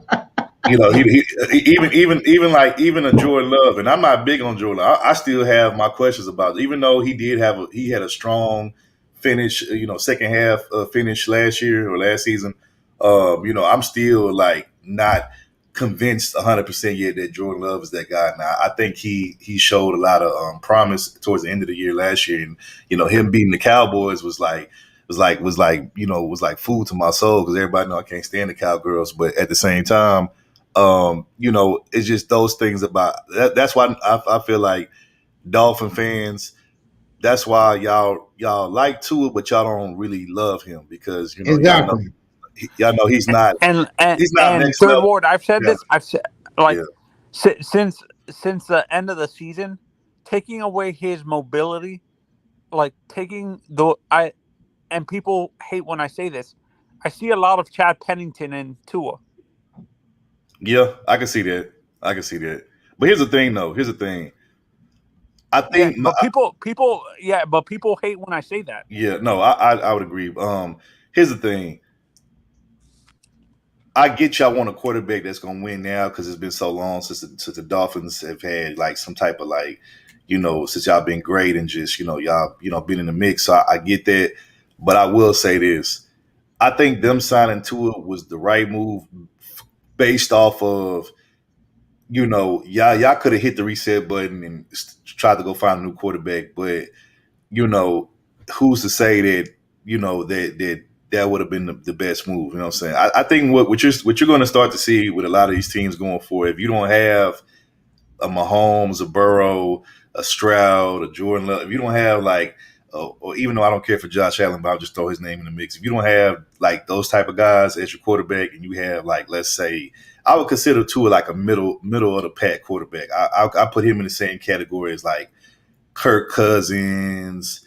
Somewhere in the middle. He's like middle of the pack. I wouldn't say Tua's the worst. Where did I hear that from before? Yeah, he's middle of the pack. He's like he's probably like like somewhere in the anywhere 18, 20 rankings as a quarterback. I put him in that category. But I think what you're going to start to see a lot of teams do is, if they don't have that guy like a Mahomes or the other guys that I named, I think they're going to just stick with their quarterback just because you don't want to have to start over with a rookie and then it doesn't pan out. So I think them signing Tua for that reason was the correct reason to sign him. But long term is y'all signing him for the 217. I think was it a 4-year deal? Yeah. Yeah, I don't think I think the most that is going to come from this is, y'all might win a couple playoff games, but y'all probably won't get to a Super Bowl or a championship game, or a division, game or whatever like that. But I just think they kind of like they really didn't. I guess they looked on the market, they didn't see no other options, and they just said, "Let me, just stick with what we got for right now." But like I said, I know Dolphins fans. I know y'all like Tua, but y'all don't love him. You know what I'm saying? Because like I said, he's not next level. Like Mahomes is next level, Burrow's next level because they can extend plays, they can do things that are off script when the game plan isn't working. They'll just call an audible and just do some shit. Mahomes will run, start running and you find somebody open and throw the ball downfield, get a first down. Like that's not Tua. Tua is a guy that I look at Tua as a system quarterback. Like if you put a good system around him with some good pieces, some good weapons, like a Tyreek Hill and shit, he'll have games where he'll look really good and he'll look really great.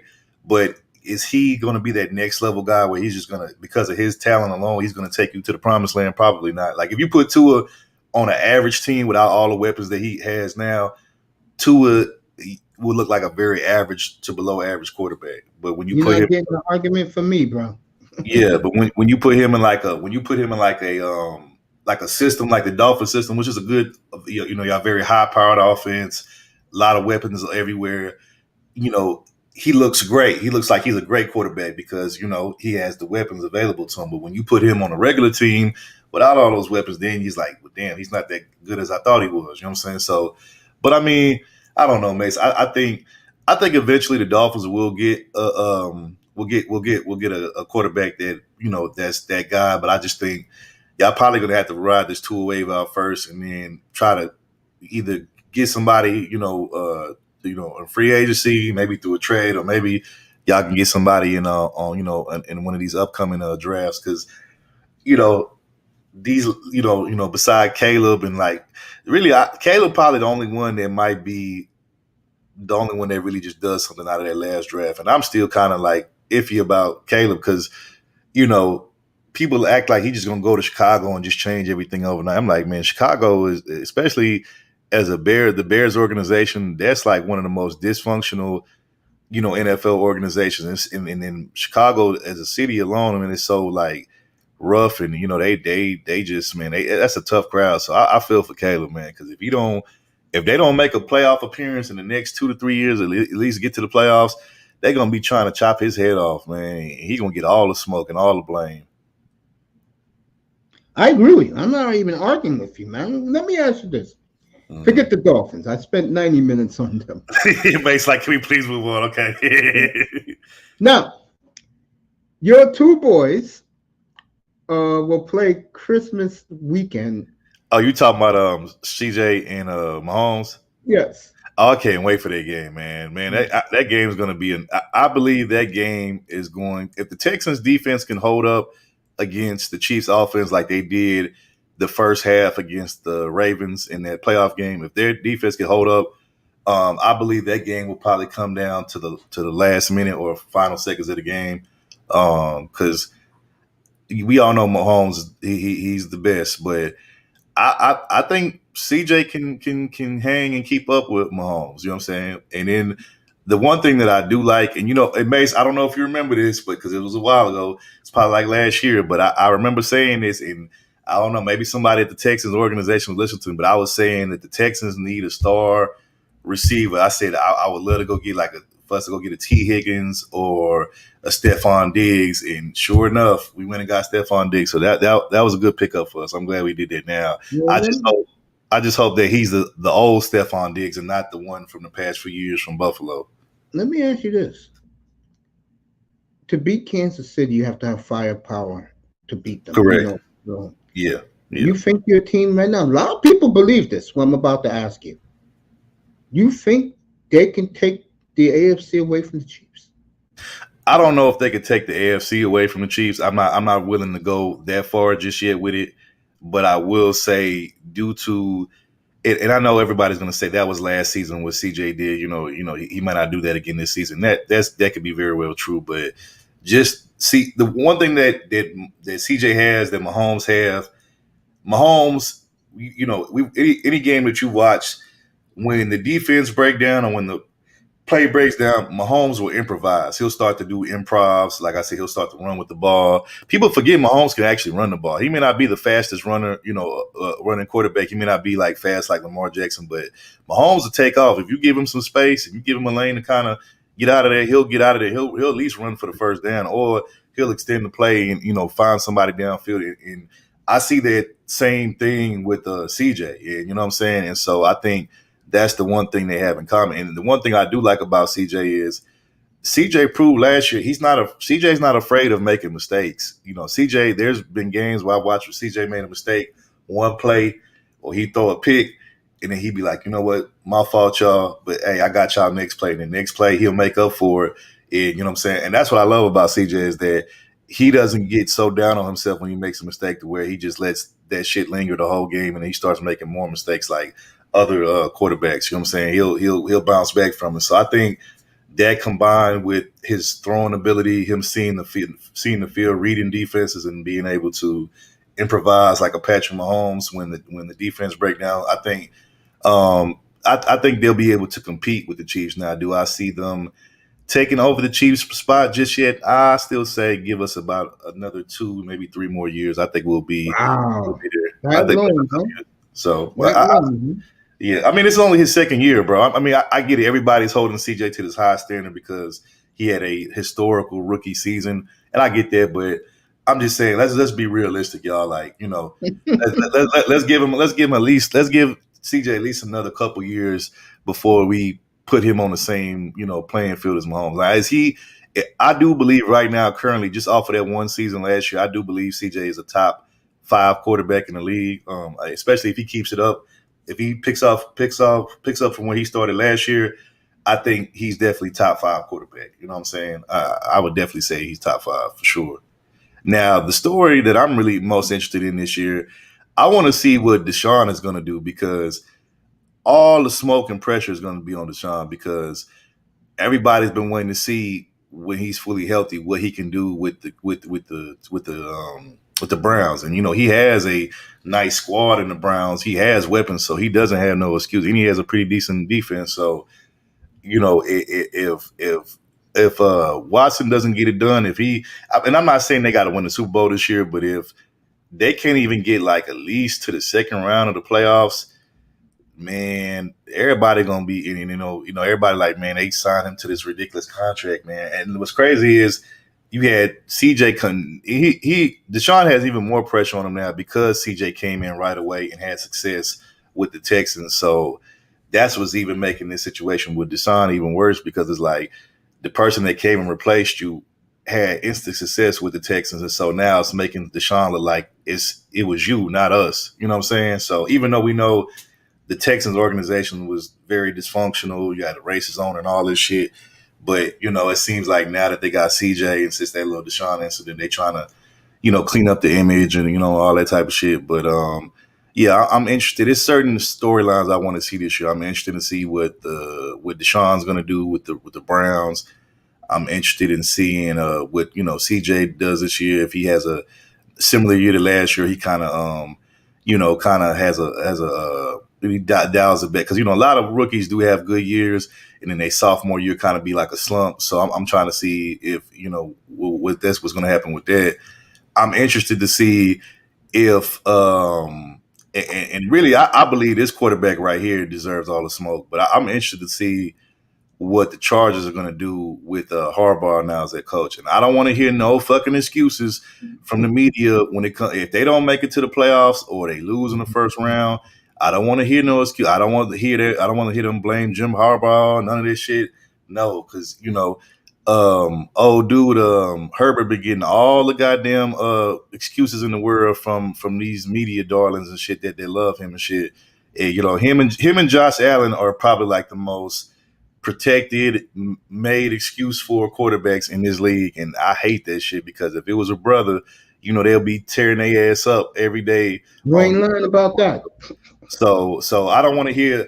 And really, Josh Allen probably got more of an excuse than anything, because his best receiver just dipped out, and they lost a couple more pieces. But the Chargers have no more excuse. You were up against the Jaguars, y'all were up like double digits, and you fumbled that lead, and you let the Jaguars come back and beat you, and then now you can say, oh well, they didn't have a quarterback, they didn't have not a quarterback, they didn't have a coach, they didn't have a coach. Okay, well now you got a Hall of Fame coach, historical coach. So what's going to be the excuse now? If y'all lose, I doubt it's going to be because of Jim Harbaugh. So I don't want to hear no excuses on Justin Herbert. I don't want to hear that he's top 5 in the league, but he can't even win a playoff game, let alone get to a playoff game. I don't want to hear that shit this year. So I hope they keep the same smoke with him that they do for all these other quarterbacks that don't meet expectations. Because how long has Herbert been in the league now? Like 4 years, 5 years?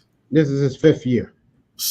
Exactly. So if he doesn't get to the playoff this year, or at least win one playoff game, I don't want to hear no excuses. Because when it was Lamar, remember they tore Lamar ass up every year. Sure So I don't want to hear no excuses for fucking Herbert just because he's a blue-eyed, blonde-haired dude. I don't want to hear that shit. Like, so you're right. I look at it this way.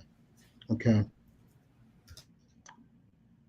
Some of the storylines, I'm high on Cleveland this year, so I hope Deshaun Watson make both of us right. Okay.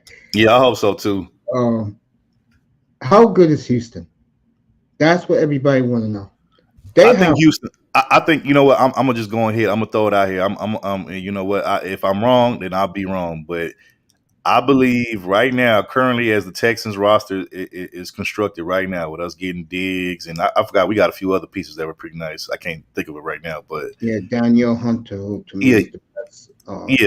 Yeah. So I think right now, as my Texans are currently constructed, I believe we'll win our division again, just like we did last year, and I believe CJ Stroud will have a better year than Trevor Lawrence. And oh yeah, speaking about Trevor Lawrence, I forgot about that. Go ahead. I've been ripping him. Go ahead. Yeah, let me get to that. So, Mace, you know this. I've said from the beginning, I think I'm not gonna say Trevor Lawrence isn't talented. I think he has talent, but I think he's highly overrated for where most of these mainstream sportscasters believe that he's like the next John Elway or coming of John Elway, which I think that's totally just disrespectful to John Elway. But that's another story. But I will say that I think he's highly overrated. These 3 quarterbacks to me are probably the most overrated as far as this new generation of young quarterbacks. But Josh Allen, Herbert, and Trevor Lawrence, I would all put them in the category of overrated. Now, I'm not saying that they're garbage. I'm not saying they're trash. I'm not saying what you're saying. They don't deliver. Yeah, but they don't deliver. They for all the hype and praise that they get, they don't deliver enough to me to where I would put them in the category as Mahomes or Burrow or hell. Me personally, even though I know he had a down year last year and that's why they kept him out the top 10 quarterback list this year. But I would personally take Jalen Hurts over those 3 quarterbacks. That's just me. I got Philly winning it all this year. I do.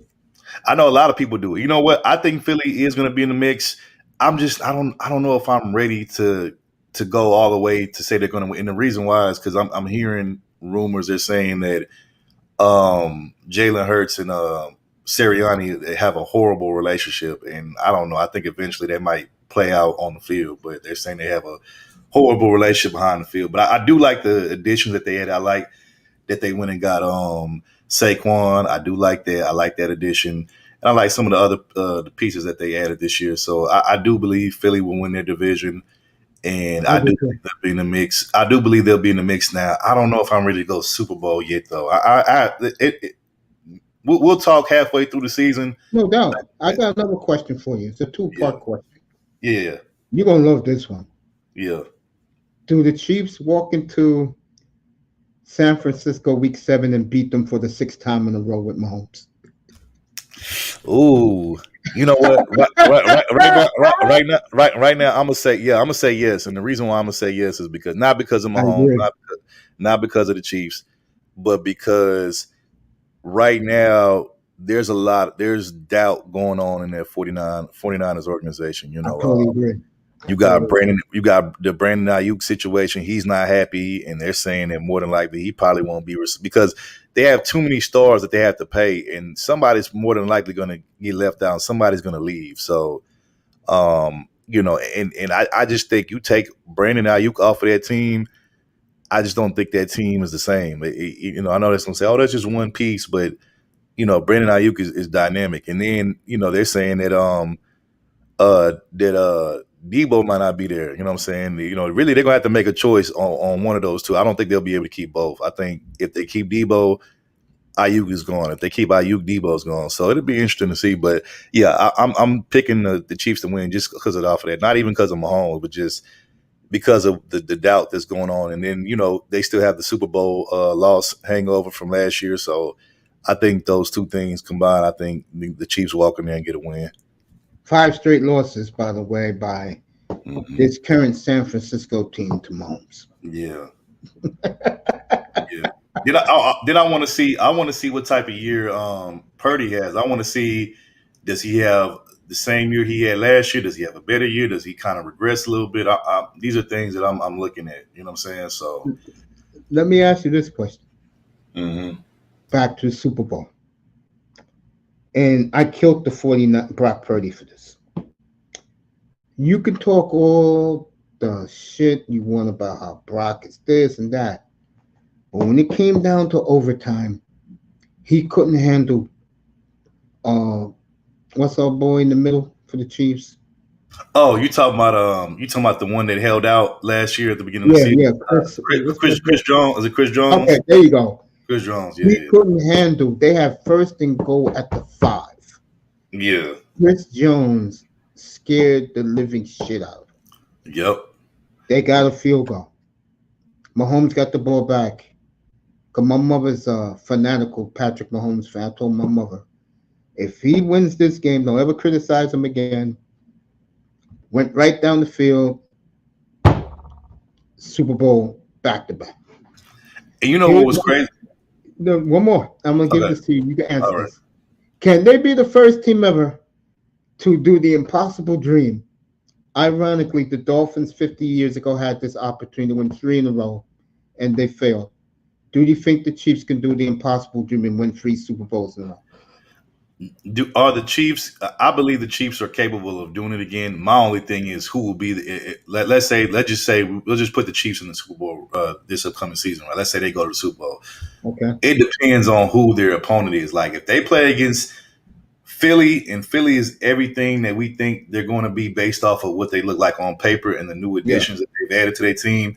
Yeah. Then I'll be like, oof, because I think this Philly team is better than last year's Niners team, just on paper. Now we haven't seen it yet on the field, but on paper, I think they're better than that Niners team that they played last year in the Super Bowl. So we'll see. But yes, I think the Chiefs are capable of 3-peating. And wait, I got a question. So the Patriots didn't 3-peat in the 2000s? No, not at all. Okay, I don't know why I keep thinking they. So they won what? 2001? Was it 2000? 2001? 2000? What was 2001, 2003 with Corey Dillon in 2004. They beat the Rams, Carolina, and the Eagles. So the year that they didn't win, which would have made it a 3-peat. Who won that year? Tampa won that year. Yeah, Tampa. Is that when they had John Gruden as a coach? Mm-hmm. Yeah. Okay. Right. Yeah, I always forget about that Super Bowl. Okay, I always forget about that one. Okay. So damn. Yeah, you're right. So there would be, you said the first since the Dolphins. The first team ever to go. Oh, first team ever. Oh, okay. Yeah, I believe they could do it. But I will say this though, they can't be, dropping passes and, giving up big leagues like they did last year. Because last year, I'm not gonna lie, I'm a big Patrick Mahomes fan. I believe in Patrick Mahomes, but even last year, I was kind of like, kind of doubting, could they win last year? Because it wasn't because of him. It was just because, and it wasn't because he was throwing some perfect passes. They just could not catch the fucking ball. And I'm like, bro, the Eagle game. I brought that up to Manzano. The Eagle game last year on Monday night when he lost his mind. Oh yeah, I remember he went to fuck off, and that's not even Pat. Don't even really go off like that. Exactly. But he went off on him. That's what I told Manzano an hour ago. I said he lost his mind, man. Yeah, and then remember he got so I forgot who was it that that kept dropping passes, and he just said, and they took him out the lineup. Was it Marquez? They all dropped the ball, but it was really Londavius Tony who dropped. Yeah, that's who it was. It was Tony. Yeah, it was Tony. Man, he got tired of his shit. They yanked him out, hit the starting lineup. That shit was funny. Yanked him off the team, bro. He never played again. Yeah, I know. That was funny. That was funny. Like Patrick Mahomes, like, man, okay, I'm tired of his shit. Get him out of here. Yeah. That was. We never seen Mahomes act like that before. No, we haven't. That was that. So I was like, yeah, it's a problem when Mahomes is like tired of your shit, and he don't even be that way. Mahomes is probably, compared to like Brady, he's probably way more patient than Brady. Brady, has no patience. So you know who Mahomes is to me? Who? This is gonna surprise you. Back in the 90s, everybody loved Michael Jordan except me. I couldn't stand his ass. Mm-hmm. In the 2020s, Mahomes is my Michael Jordan. Yeah, no, I would agree. They hate me up here because I'm a big Patrick Mahomes guy. And I'm sorry, Lamar had the best team in the league last year. They destroyed everybody. But when they played Mahomes, I told everybody up here, sir, do not bet it. I said the same thing when they went to Buffalo. Yep. Oh, he can't win. Read what I put right here. You see it? The thumbnail. This was from right after the playoff run. And Mace, you know what hurt me last year, bro? This really hurt me. I actually picked against Mahomes and the Chiefs, and I picked the Ravens to win that game, not because I didn't have faith in Mahomes. It's because I didn't have faith in the Chiefs receivers last year because of all the drop passes that they dropped last year. So I was going based off of what they looked like earlier in the season or the majority of the season. And so I was like, yeah, the Ravens it's probably be the Ravens year. It's probably going to be Lamar's big year to finally get over the hump. And man, I should have just stuck with Mahomes. You know what I'm saying? That's what I did, bro. I said he's going to win in Buffalo. And I said, if he has to play Lamar, he's going to go to Baltimore and he's going to win that. And he did. Yeah. This is what I wrote. This is from a year ago. Mm-hmm. Who said I couldn't win on the road? We couldn't win big playoff games on the road. Mm-hmm. Mahomes ran through Tua, Josh Allen, and Lamar. Enough said. Yeah. Well, so let me say this. I knew they were going to beat the Bills because, Patrick Mahomes, just like how Joe Burrow in the regular season has Mahomes' number, Patrick Mahomes has, Josh Allen's number. So I knew they would go to Buffalo. I wasn't concerned about that. But I thought Baltimore was going to finally prevail and win because, again, I was going off of, what the Chiefs are like, most of that season with them dropping passes. And I'm like, this is the one defense that you don't want to drop passes against because, they're not going to give you a bunch of opportunities based off of how the defense was playing. The Ravens defense was playing mostly all season. But I'm going to tell you where the Ravens lost their game at against Kansas City. They got beside themselves. Instead of them, they tried where the Ravens messed up at. They tried to play the Chiefs game instead of playing their game. If they would have stuck to the Baltimore DNA and script, which is we're a defensive team first and foremost.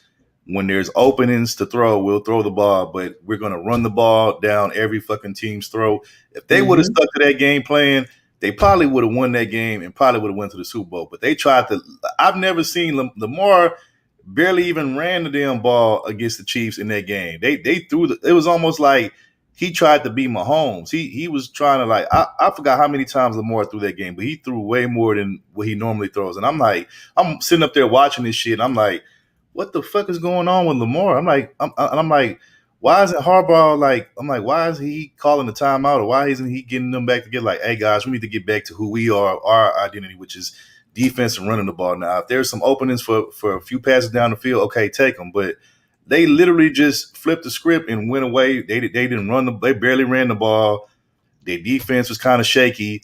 You know what I'm saying? And so once I saw that, and I saw that they was basically trying to be the Chiefs or trying to play like they're the Chiefs, I said, yeah, this game is over with. You know what I'm saying? Yeah, I knew it was over with because you got to stick to what you do good. It's just like, for instance, perfect example. When the Golden State Warriors had their little dynasty run and shit like that, all of these teams overnight, and my Houston Rockets, when they had Harden, they were guilty of doing this, but they were the only team that could do this they could do this, but all these other teams started to copy what the Golden State Warriors do. Come down the court, pull a three. You know what I'm saying? High offense. But the people forget Golden State wasn't just great offensively and just great at shooting threes, but they're a great defensive team as well. All these other teams that tried to copy their playbook, these weren't good defensive teams. These were horrible defensive teams. And again, just because the Golden State Warriors are good at coming down the court and splashing threes all over the place, that doesn't mean that, you're going to be able to do it as well. And so once these teams started to do that, try to play Golden State's game instead of their game, they would always get their ass whooped. And that's kind of what I saw with the Ravens in the Chiefs game last year, is that the Ravens didn't stick to their playbook. They didn't stick to their identity. They tried to, basically play the Chiefs game. And every time you play the Chiefs game with Mahomes, they're going to always win. You're not going to beat the Chiefs at their own game. So I agree, and I also believe, and not that I don't believe. Now it's set. It's Patrick Mahomes and then everybody else at quarterback in the league. But Mace, I felt like that. I've been feeling like that remember the last 2 years I told you I think Patrick Mahomes is in the class by himself and everybody else is a secondary at best. I told you that like the last 2 years, but it's just this past year, him winning the Super Bowl, and then here's what makes it now to where you can't deny that he's in the class by himself now. It wasn't just the fact that he won last year. It was the fact that they won the Super Bowl on a down year. This was their worst year as a team, and probably Patrick Mahomes' worst year statistically. This was his worst year. And they did. So if there was ever, and I think I even said this last year, I don't remember if you remember me saying this, but I told you last year, I said if the Ravens don't win the Super Bowl this year, they might not ever win a Super Bowl, because this is the opportunity where the Chiefs are very vulnerable this year. They have a lot of flaws. So I said, if the Ravens don't capitalize on this year on winning the Super Bowl, and while the Chiefs are kind of the underdog or the down team and being overlooked, then the Ravens and Lamar might not ever win a Super Bowl going forward, because I think this will be their worst year in history, and I think going forward they're going to just keep getting better. I don't think we're never going to see the Chiefs have another down year like they had last year. No, Worthy looks outstanding. So this is going to be the receiving core. Robinson on one side, Rice in the middle, this kid Worthy on the other side with Kelsey in the middle. Pacheco's going to have a big year, because with the speed burning down the field, it's going to open up more running lanes for him. And I just look at the Chiefs right now, man. I'm like, bro, to me, firepower, the only team that can compete with them right now is Houston, because Houston got the horse. I agree. I agree. And here's the thing, bro. Like I said, everybody had a shot last year to while the Chiefs were down last year and they were struggling, especially early on in the season. Everybody had an opportunity to establish themselves as the top dog, as a top team, and they couldn't do it. And so if you couldn't get the Chiefs on an off year, you're not going to get them going forward. Because like I said, I promise you, they'll never have another season like they had last year going forward. And they have reloaded, folks. They have reloaded. And Mahomes said you're going to see vintage Mahomes 2019, 2020. Agreed. So, the Chiefs had their worst year last year and a down year, and y'all blew y'all one chance to. Especially Buffalo, in my opinion. Yeah, they blew. But I would say more than Buffalo, the Ravens, because everybody was so high on the Ravens last year. You know what I'm saying? I was. So I don't know, man. If Lamar never wins a championship, but let's say he has a great career, puts up good stats, I still think he'll be put in the Hall of Fame. But yeah, he will be. But I think he'll look back on his career, and I think he'll be like, damn, the one year the Chiefs had a down year, that was the year that we should have won the Super Bowl, because that was probably the best opportunity and chance I was going to get to win the Super Bowl. And I'll tell you what's going to kill Lamar if he never wins. That C.J. Stroud one he didn't. Yep. That's going to bother the hell out. Could you imagine how great or how even more great CJ would be if he had the Ravens defense? If you if you just swap quarterbacks out, if you put CJ Stroud on the Ravens with that defense and with that behind that line, how dominant the Ravens would be even more. I got news for you. I think Houston's defense is better now with all the free agents they signed. I'm not ready yet to say. I mean, I believe our defense has gotten better, but I'm not ready to go all the way say that they're better than Baltimore because Baltimore still in Baltimore. I will say this: Baltimore defense definitely is not going to look the same as it did last year because they did lose some key pieces on the defensive side of the ball, but I still think, because it's just in Baltimore's DNA and in their culture to be a good defensive team. Now, will they be as good as they was last year defense? Probably not. They'll probably fall back a little bit, but I don't expect them to make a complete drop off from where they were. I think they'll have it won't be, their defense will probably still be top five, but I don't, it might not be top three or top two, but it'll be top five. You know what I'm saying? So, how do you think, um, damn it, what's his name? Um, old dude that they added, the running back. I don't know why I'm getting the Joe point. Mixon, I think that's going to help them. No. The Derrick Henry. Oh, the Ravens. Yeah. That's going to help them a lot because they're going to take a lot of pressure off Lamar running the football. That's going to help them a lot. Yeah. Yeah. So here's how I look at it. I think they're gonna. I still think Lamar should run the ball, but I don't think now that you have Derrick Henry pretty much as your workhorse running back, I think he's going to get a majority of the runs now, as he should. He's a bigger dude, has more weight on him than Lamar. But I still think you need to draw up, some running packages here and there for Lamar when the opportunity presents itself. Don't just completely take away all of Lamar's runs. Give him a few set, plays or runs here and there. For him, maybe he might run in, 5 yards, get the touchdown or something like that, or get a first down. But I think, Derrick Henry for sure is going to get a majority of the workload when it comes to the runs now. And I think now Lamar can kind of pick and choose his spots more wisely and precisely when to run and when not to run. And now, I totally agree. And now Lamar had. I mean, Lamar really. One thing I will give Lamar credit for last year is he showed us that he could be a pocket passer quarterback. That he can, when he chooses to be, and when he really focuses in, he could throw from the pocket. But I think now 305 say what's up to you. Oh, what's going on? 305. What's going on? I see you in here, bro. But I think now that Lamar has Derrick Henry now to pass the ball off to when he doesn't feel like throwing it.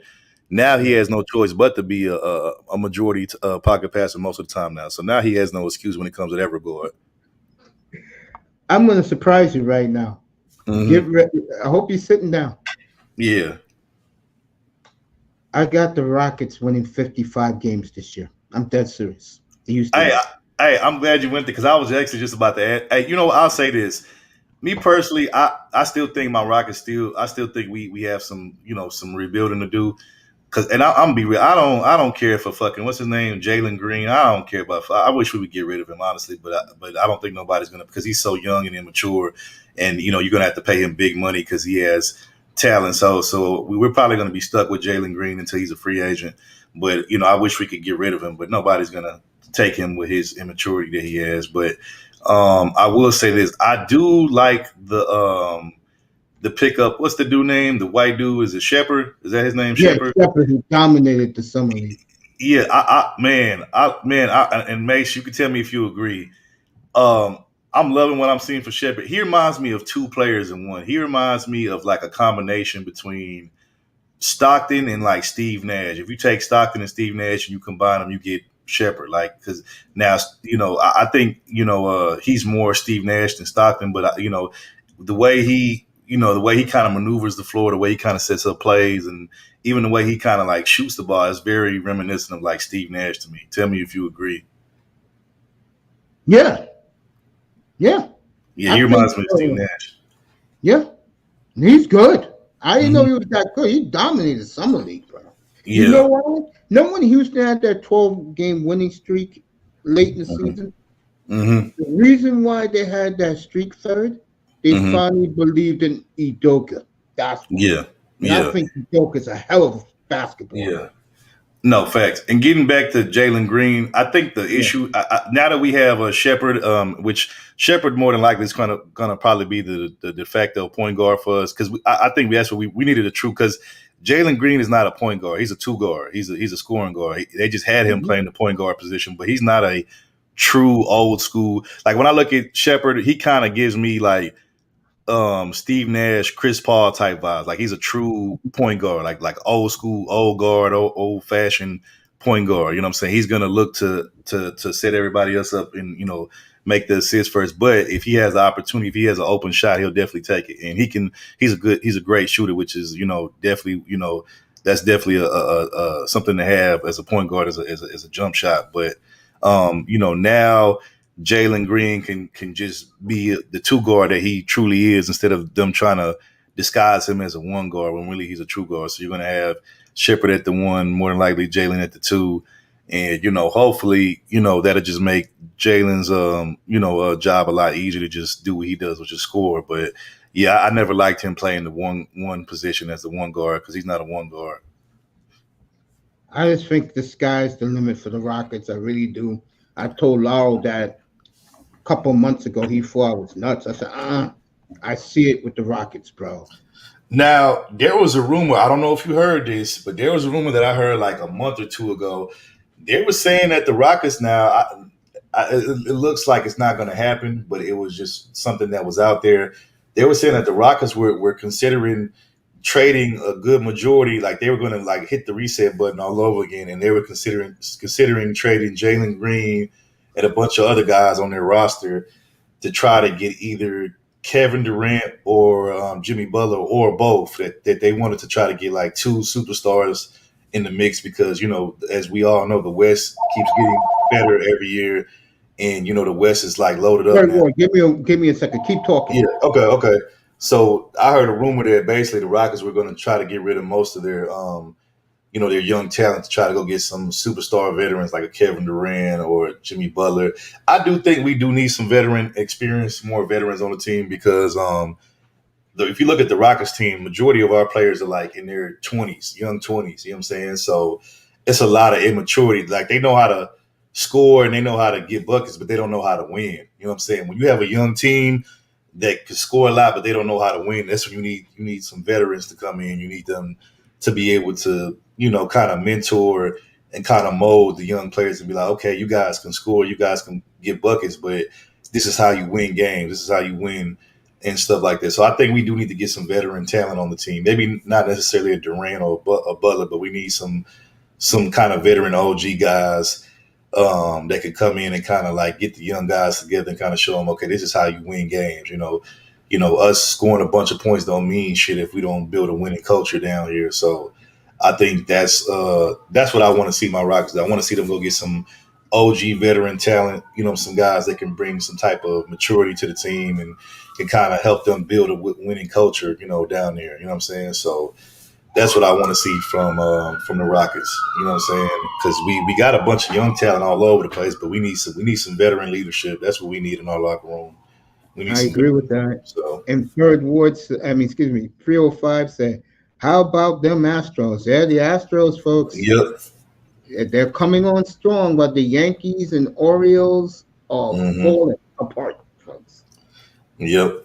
So, but yeah, I think we need some veteran pieces though, for sure. Because like I said, most of the talent on our team is very young. So, and I guess Udoka is kind of helping with that, because he's kind of like the old head who has experience, who's been to the finals before. But I still think you need a couple veteran players, because the players, they listen to the coaches, but when you have a player that's a veteran, that's an OG, that's kind of done things that the young guys haven't, they'll kind of be more open to listen to them compared to the coach. So I think we need to get some veterans and on the team as well.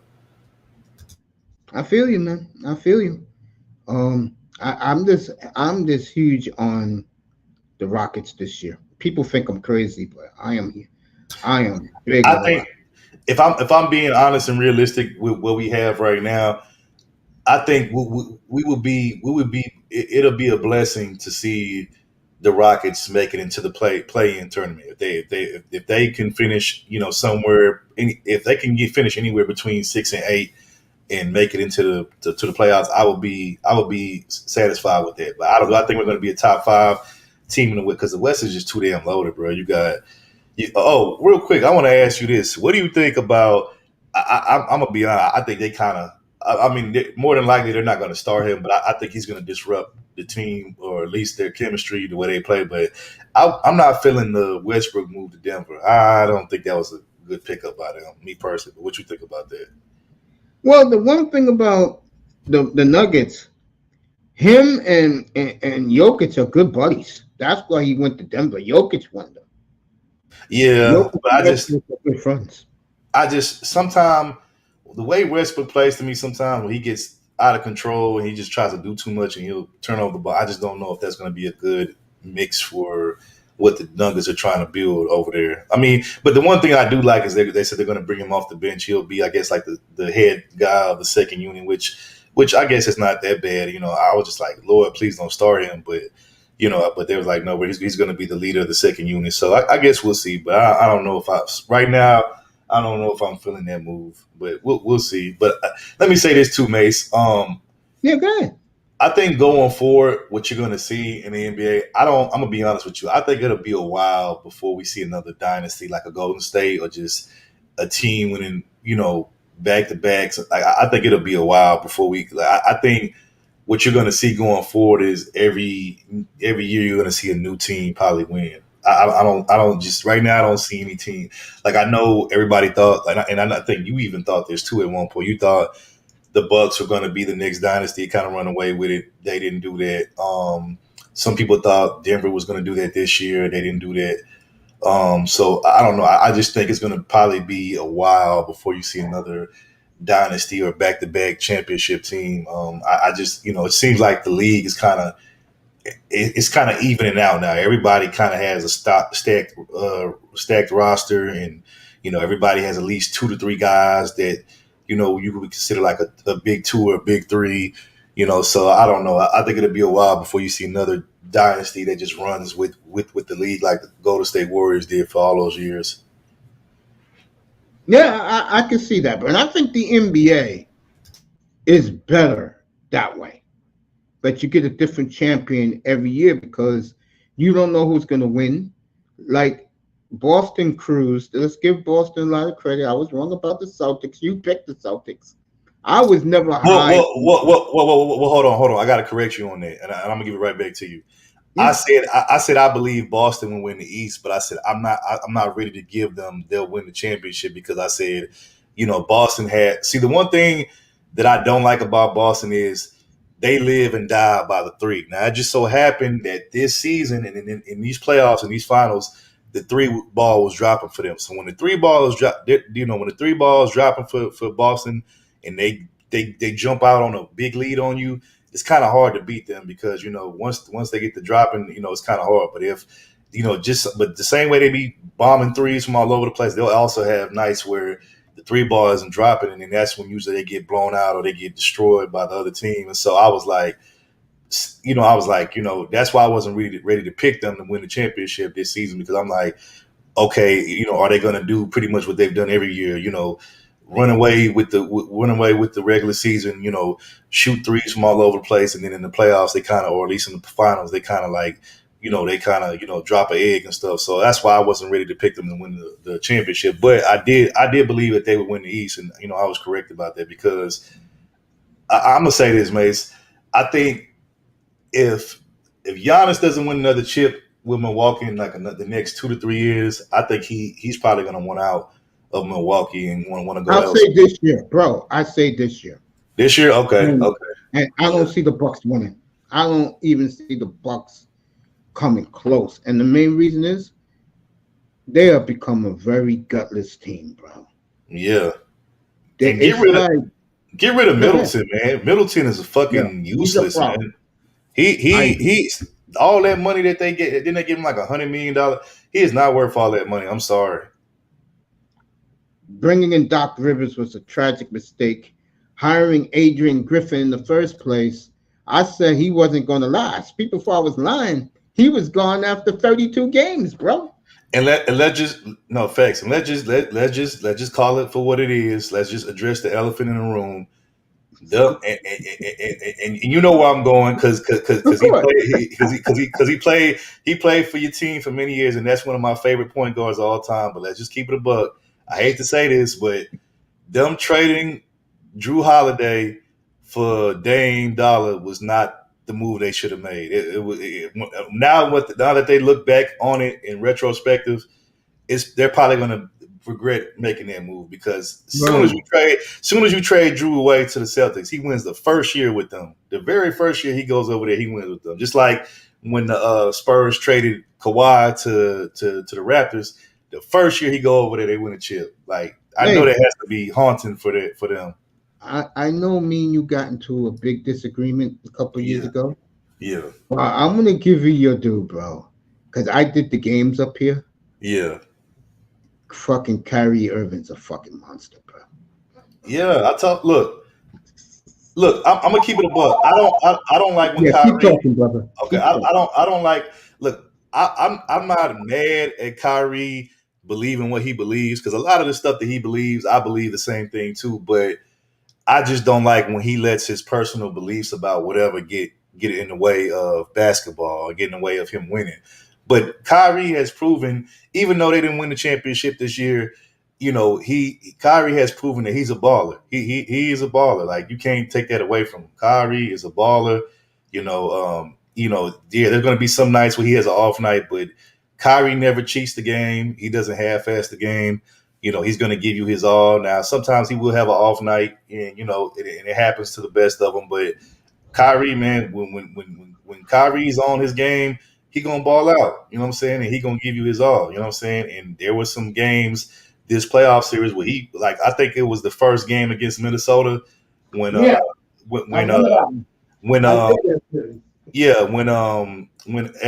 Edwards was running his mouth and talking shit and saying that he was gonna play defense against Kyrie and lock him down. Man, Kyrie fucking took his lunch that game. He was killing him. I mean, like he couldn't even by halftime. Anthony Edwards was, I don't know if you saw, but he was gassed because trying to stay in front of Kyrie is like that's hell to have to try to stay in front of that guy because that guy could dance with the ball. He's fast. He's slithery. Like, you know what I'm saying? So Anthony Edwards should have never talked shit before the game because Kyrie was Kyrie was like, oh, really? Like, watch this. I'm going to show you. And, man, he killed him. He cooked him that game. What he did to Josh Giddey is why Josh Giddey's in Chicago now. Yeah. Yeah. What a series. What a playoff. Yeah. Now I will say this. I will say this too, and I gotta go here, Mace. Here's the thing. I get it. Everybody loves Jokic because even though he's not a white American, he's a foreign white player, and so is Luka. You know what I'm saying? So they love because they kind of want them to bring the good old white boys back into the NBA and stuff. So I get that, right? But I gotta be honest. The same smoke that they gave my boy Melo for many years, saying, "Oh, Melo's he's just a bucket getter, he's just a scorer," but he doesn't make anybody else better, and in crunch time, Where is that same smoke for Luka? Because where is that same smoke for Luka? Because if you really, I'm gonna be honest. Melina, how you doing, baby? Hey, Miss Melina, how you doing? It's been a minute, but if you look at Luka's game, Luka to me reminds me of two players. The way he plays his game and the moves that he has, his game is very reminiscent of James Harden in his prime when he was playing for the Rockets, and is very reminiscent of Melo because Melo was a very isolated scorer. Melo had all the moves. That's why Melo is one of my favorite players because there's not one offensive move Melo doesn't have in his arsenal. Like Melo he's a mid-range shooter, 3-point shooter, can post up, go to the hole, ISO ball, and I see a lot of that in Luka, and what was crazy is they always got on Melo saying Melo couldn't play defense and Melo was trash on defense, but I don't hear them saying that Luka's trash on defense. And let's keep it a buck. Luka is trash on defense. He might even be more trash than Melo on defense. Like, so that's why I was like, where the smoke for Luka at? I don't hear them giving the same smoke. Oh, he's going to get the smoke up here, bro. Well, I'm talking about, we keep it real over here. I'm talking about the mainstream sport. They like to pick and choose who they want to, call out and who they don't. What? So, but I get it. They want the good old, pale skin boys to represent the league and shit. You know what I'm saying? So, so how they go. And I So, told you guys that last year. 3 years ago, they wanted to do this shit. yep. You know, you did. Me and you was talking about it. Remember I was saying that's why. I told you, man. I said that's why I don't really. And look, I'm not against foreign players. There are actually some of them, like one of my favorite players of all time, Olajuwon. He's a foreign player. You know what I'm saying? But at the same time, it just seems like what I hate about the new NBA is the EuroLeague copied its style from the NBA. They just added their own little twist to it or their own little style. But it seems like now the NBA is trying to be the EuroLeague, and I don't like this shit. I can't stand that shit. Like, why the fuck are we trying to be the EuroLeague when we're the league that everybody copies off of and watches and try to implement their system after? But we're trying to be like them now. Like, it doesn't make any sense to me. I totally agree. And I get it. The NBA is trying to go more global now. They're trying to, you know what I'm saying? I heard they're even trying to get teams overseas now, like, you know, London and shit like that. And I think eventually that's where I think, you know, it'll go there eventually. And even the NFL, I heard they're trying to get teams overseas and shit like that. And I think eventually that'll happen. But I don't know. I just think, you know, international growth is good. But when you're trying to be like everybody else instead of being yourself, that's when it becomes a problem. So I don't know if I like that. Yeah, I'm with you, man. And next year you got 4 of the top 12 players in next year's draft are white Americans, including the number 1 and number 2 pick. Mm-hmm. This kid Cooper Flagg, who destroyed the Olympic team a couple of weeks ago. Mm-hmm. Oh, another thing I got to address involving Melo. I remember, Mace. Do you remember this? You should remember this. Do you remember when they was trying to get Melo out of New York? All the bad press about him. Phil Jackson was, saying all that shit about him to New York media to try to get him out of there and shit. Do you remember when Porzingis came to the Knicks? And do you remember? I don't know if you remember, but I know I do. I remember they were saying that it was Porzingis' team. Porzingis was better than Melo, and all this crazy ass dumb shit that they were saying. And I'm like, dude, Porzingis just got to the league. And y'all already saying this dude is better than like a fucking damn near 10-year veteran who has been an all-star almost every year of his career. And look at Porzingis now. The dude can't even fucking stay healthy. This dude played 1 game in the finals, and that was it. You never saw him again. And this is the guy this guy has, ever since he left New York, Porzingis has pretty much been a journeyman. He went from New York to Dallas to Washington, now Boston, and now Boston. So I'm like, how you gonna say this dude was better than Melo when Melo had been in the league 10 years, every year, going off, scoring all of these points, and then he brought the Knicks back to prominence, even though they didn't go very far because they had the Heatles, in their way. Like, come on, man. Like, I hate when people say stupid shit like that, bro. The thing is, a lot of people, bro. One thing I hate about a lot of sports fans, they be prisoner of the moment, man. Like, I totally agree. I hate this shit, bro. Like, with a passion. Oh, bro. Speaking about the NBA, I'm gonna go somewhere else with it. I'm not even gonna talk about. I'm gonna talk about the business of the NBA. So I'm pretty sure you know what's going on, Mace.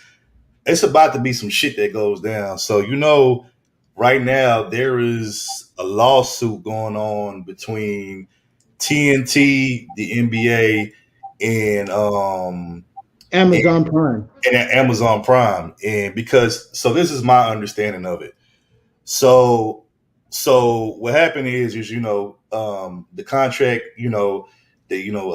Adam Silver and the NBA wanted they wanted from up under TNT. They wanted to go to Amazon and get a new deal. However, from my understanding, I guess TNT, Ted Turner, TNT, and for those who don't know, TNT is owned by Warner Brothers. That's old money, like real old guard, old school money. And so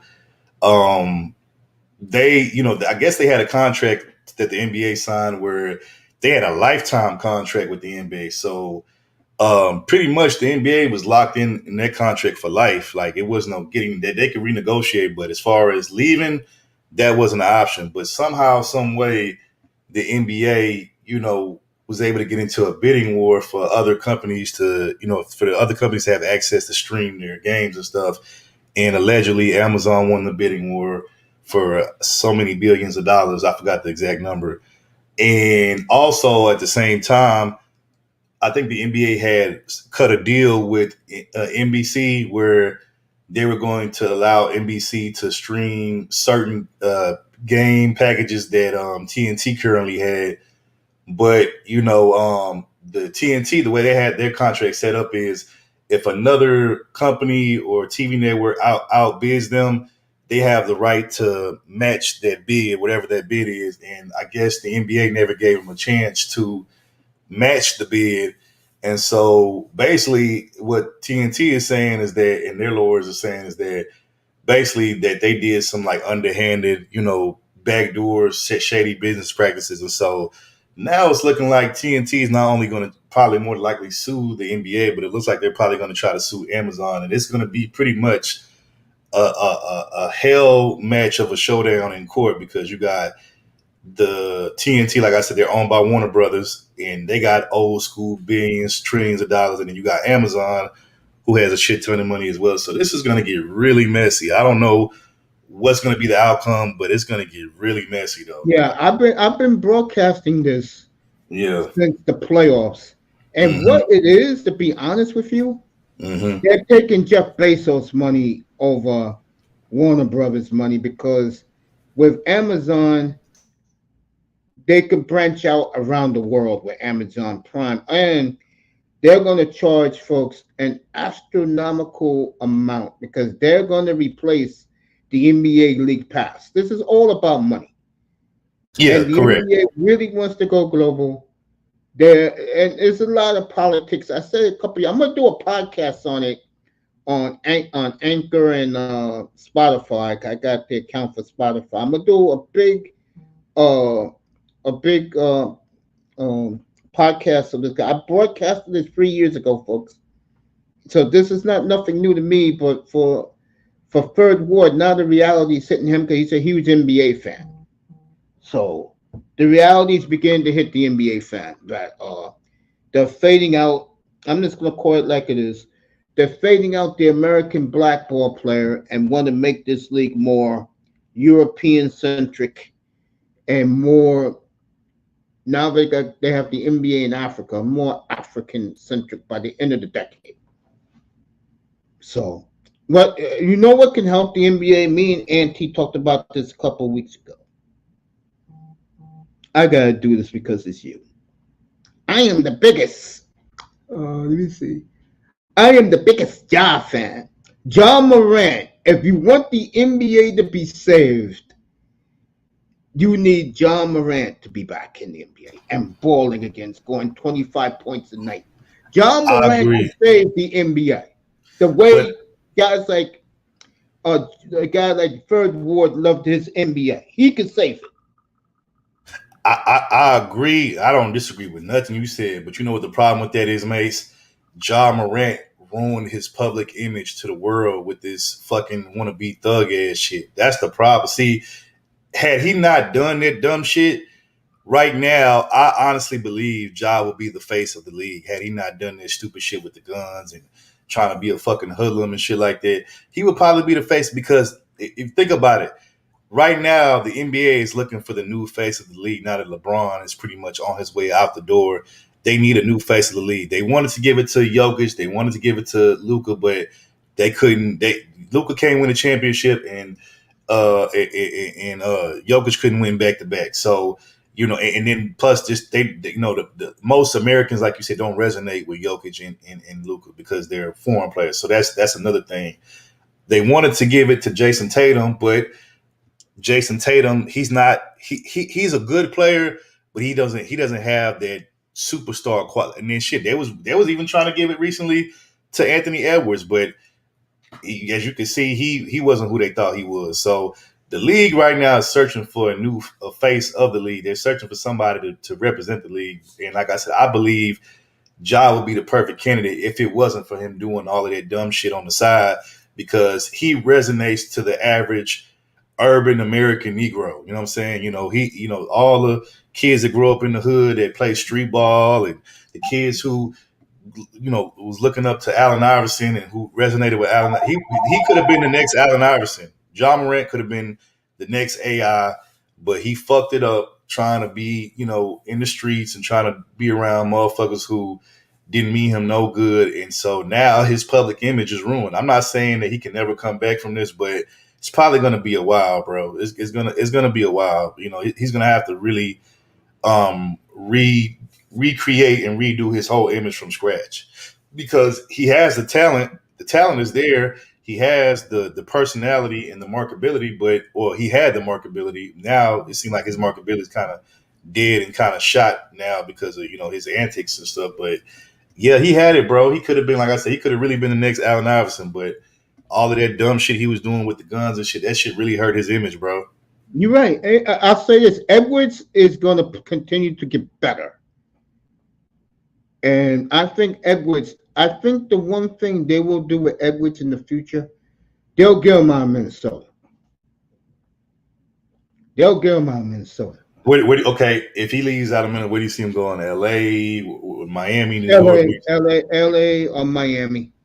Okay, yeah, I would agree with that. I don't think he's going to New York. I think L.A., Miami. The Knicks love their team. Matter of fact, I'm going to shock people come October. I'll say it now. I got the Knicks coming out of the East. And even though I live here in New York, I cannot stand the Knicks. But the Knicks would rather have good people on their team, like the Villanova 4, than superstars on their team. So I'm guessing. So before I even ask you this, I'm just going to guess that you're not buying the new Sixers with Paul George. You're not buying. Hell no. I will say this. I think I'll say this. I think Paul George definitely brings a different dynamic to that team, because he's a guy that could play the point guard position, but he's also a wing. He could score and he could play defense.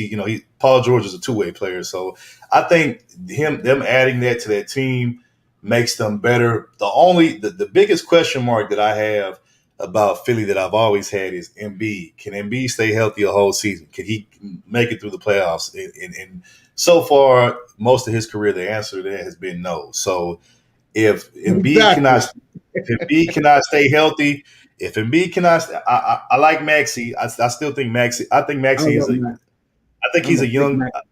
Yeah, I think he's a young talent. I still think he has a little bit more developing of his game to do, but I like so far what I'm seeing from Max. So Maxey's not the issue.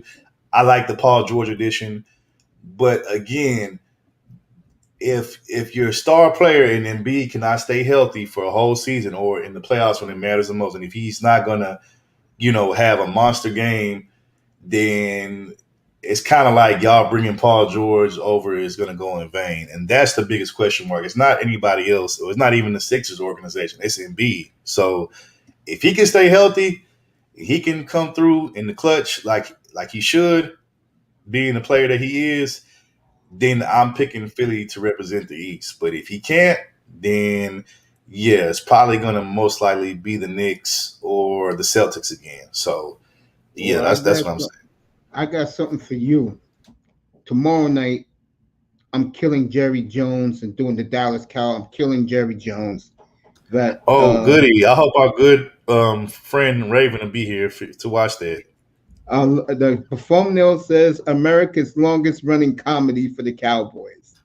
Hey, man, you get no agreement on. Hey, look, man, speaking about that, man, This is going to. You heard it here first from me, and maybe I think you'll probably agree with me on this.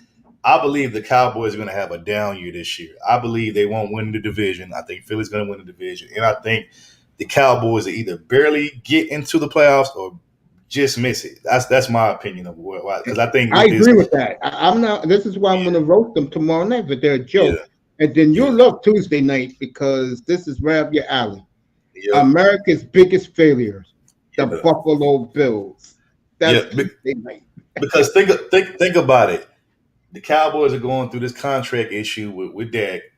They still got to sign CD. They still haven't signed Micah Parsons. They lost. Didn't they lose Pollard?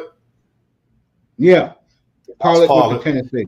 Yeah, they lost Pollard. So Yeah, so they brought you bring fucking Ezekiel Elliott back when you got rid of him for that, which makes no fucking sense to me. Then you didn't even They're go. desperate. That's why they can't spend money because Yeah, their money is tied up in their 3 stars. And stars. Yeah, yeah. because Dallas, So, I give Dallas credit for this, and I'm out of here mhm. after this. Yeah, At least they resigned their own drafted players. I give them that. yeah. Hey, third, Saturday night, pull up. Okay, I got a quick question. Quick question before you get up out of here. Yeah. Do you? It's who out of Micah, CD, and Dak? Are they all? Is all three of them getting signed, or is somebody going to get left out and end up going elsewhere? 2 of them will get signed. 1 of them will be left out. And I'm going to say right now it's going to be Parsons. Oh, you think they're going to get rid of Parsons? Yeah, they're going to let him go because Ooh. Dak needs CD Lamb, so you have to resign both as a combo. So, but I'm going to say this right now. Saturday night, be up here. Big show. Why is today's NBA players pussy compared my to God. the 80s, 90s, and we'll be here. We'll be here all night talking about this shit, bro. You can pull up after your show, by the way. Yeah. Okay. You Yeah. guys We'll be do here. a great job. I'll make the show like around 8:30, so you can just pull up and I'll bring you up and give you. Mace, have you already? I don't know if you've done this, but real quick, and then I'm out of here. Have you talked about Team USA? Or are you like, I don't even give a fuck about this shit? I don't give a fuck about Team USA. Bro, this has been the worst Team USA team I think I've seen in years, bro. Like, and they're giving LeBron too much credit. And they got the nerve to say, can they beat the Dream Team or even the what's the other Dream Team that had Kobe, Melo, LeBron? Oh, you mean LeBron, KD, Melo, Josh, Melo, the one that won? Was that the 2000? Was that the 2008, 2004, 2008?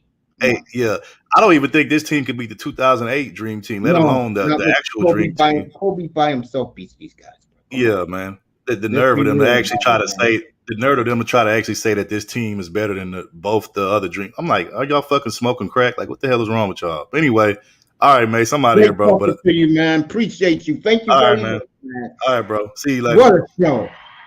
Thank you, Ferret. This is what talk radio is all about, folks. This is the way I like to run my program. 305 be up here tonight. Thank you to 305. Manzano was great. Who else was up here? The beautiful Miss Melina, Big Task, and Iman, NBA fan. He'll be here Saturday night. I'll make sure he is. Next Saturday night, why is today's NBA players pussy? We'll have that show next Saturday night. I love you all. 305. I'll see you later tonight, 6:30. And you know who the topic is. He's right there. We'll send his contract. I will rip Jordan Love in 6.5 hours from now. Believe me, I'm going to rip him in 6.5 hours. We'll see you later this evening, everybody. Jordan Love's contract. We did Tua. I praised Tua and the 80% of the fan base. And I'm going to talk to 305 tonight, one-on-one. How does he really feel about Tua resigning? We'll see you later tonight. Thank you for being here, everybody.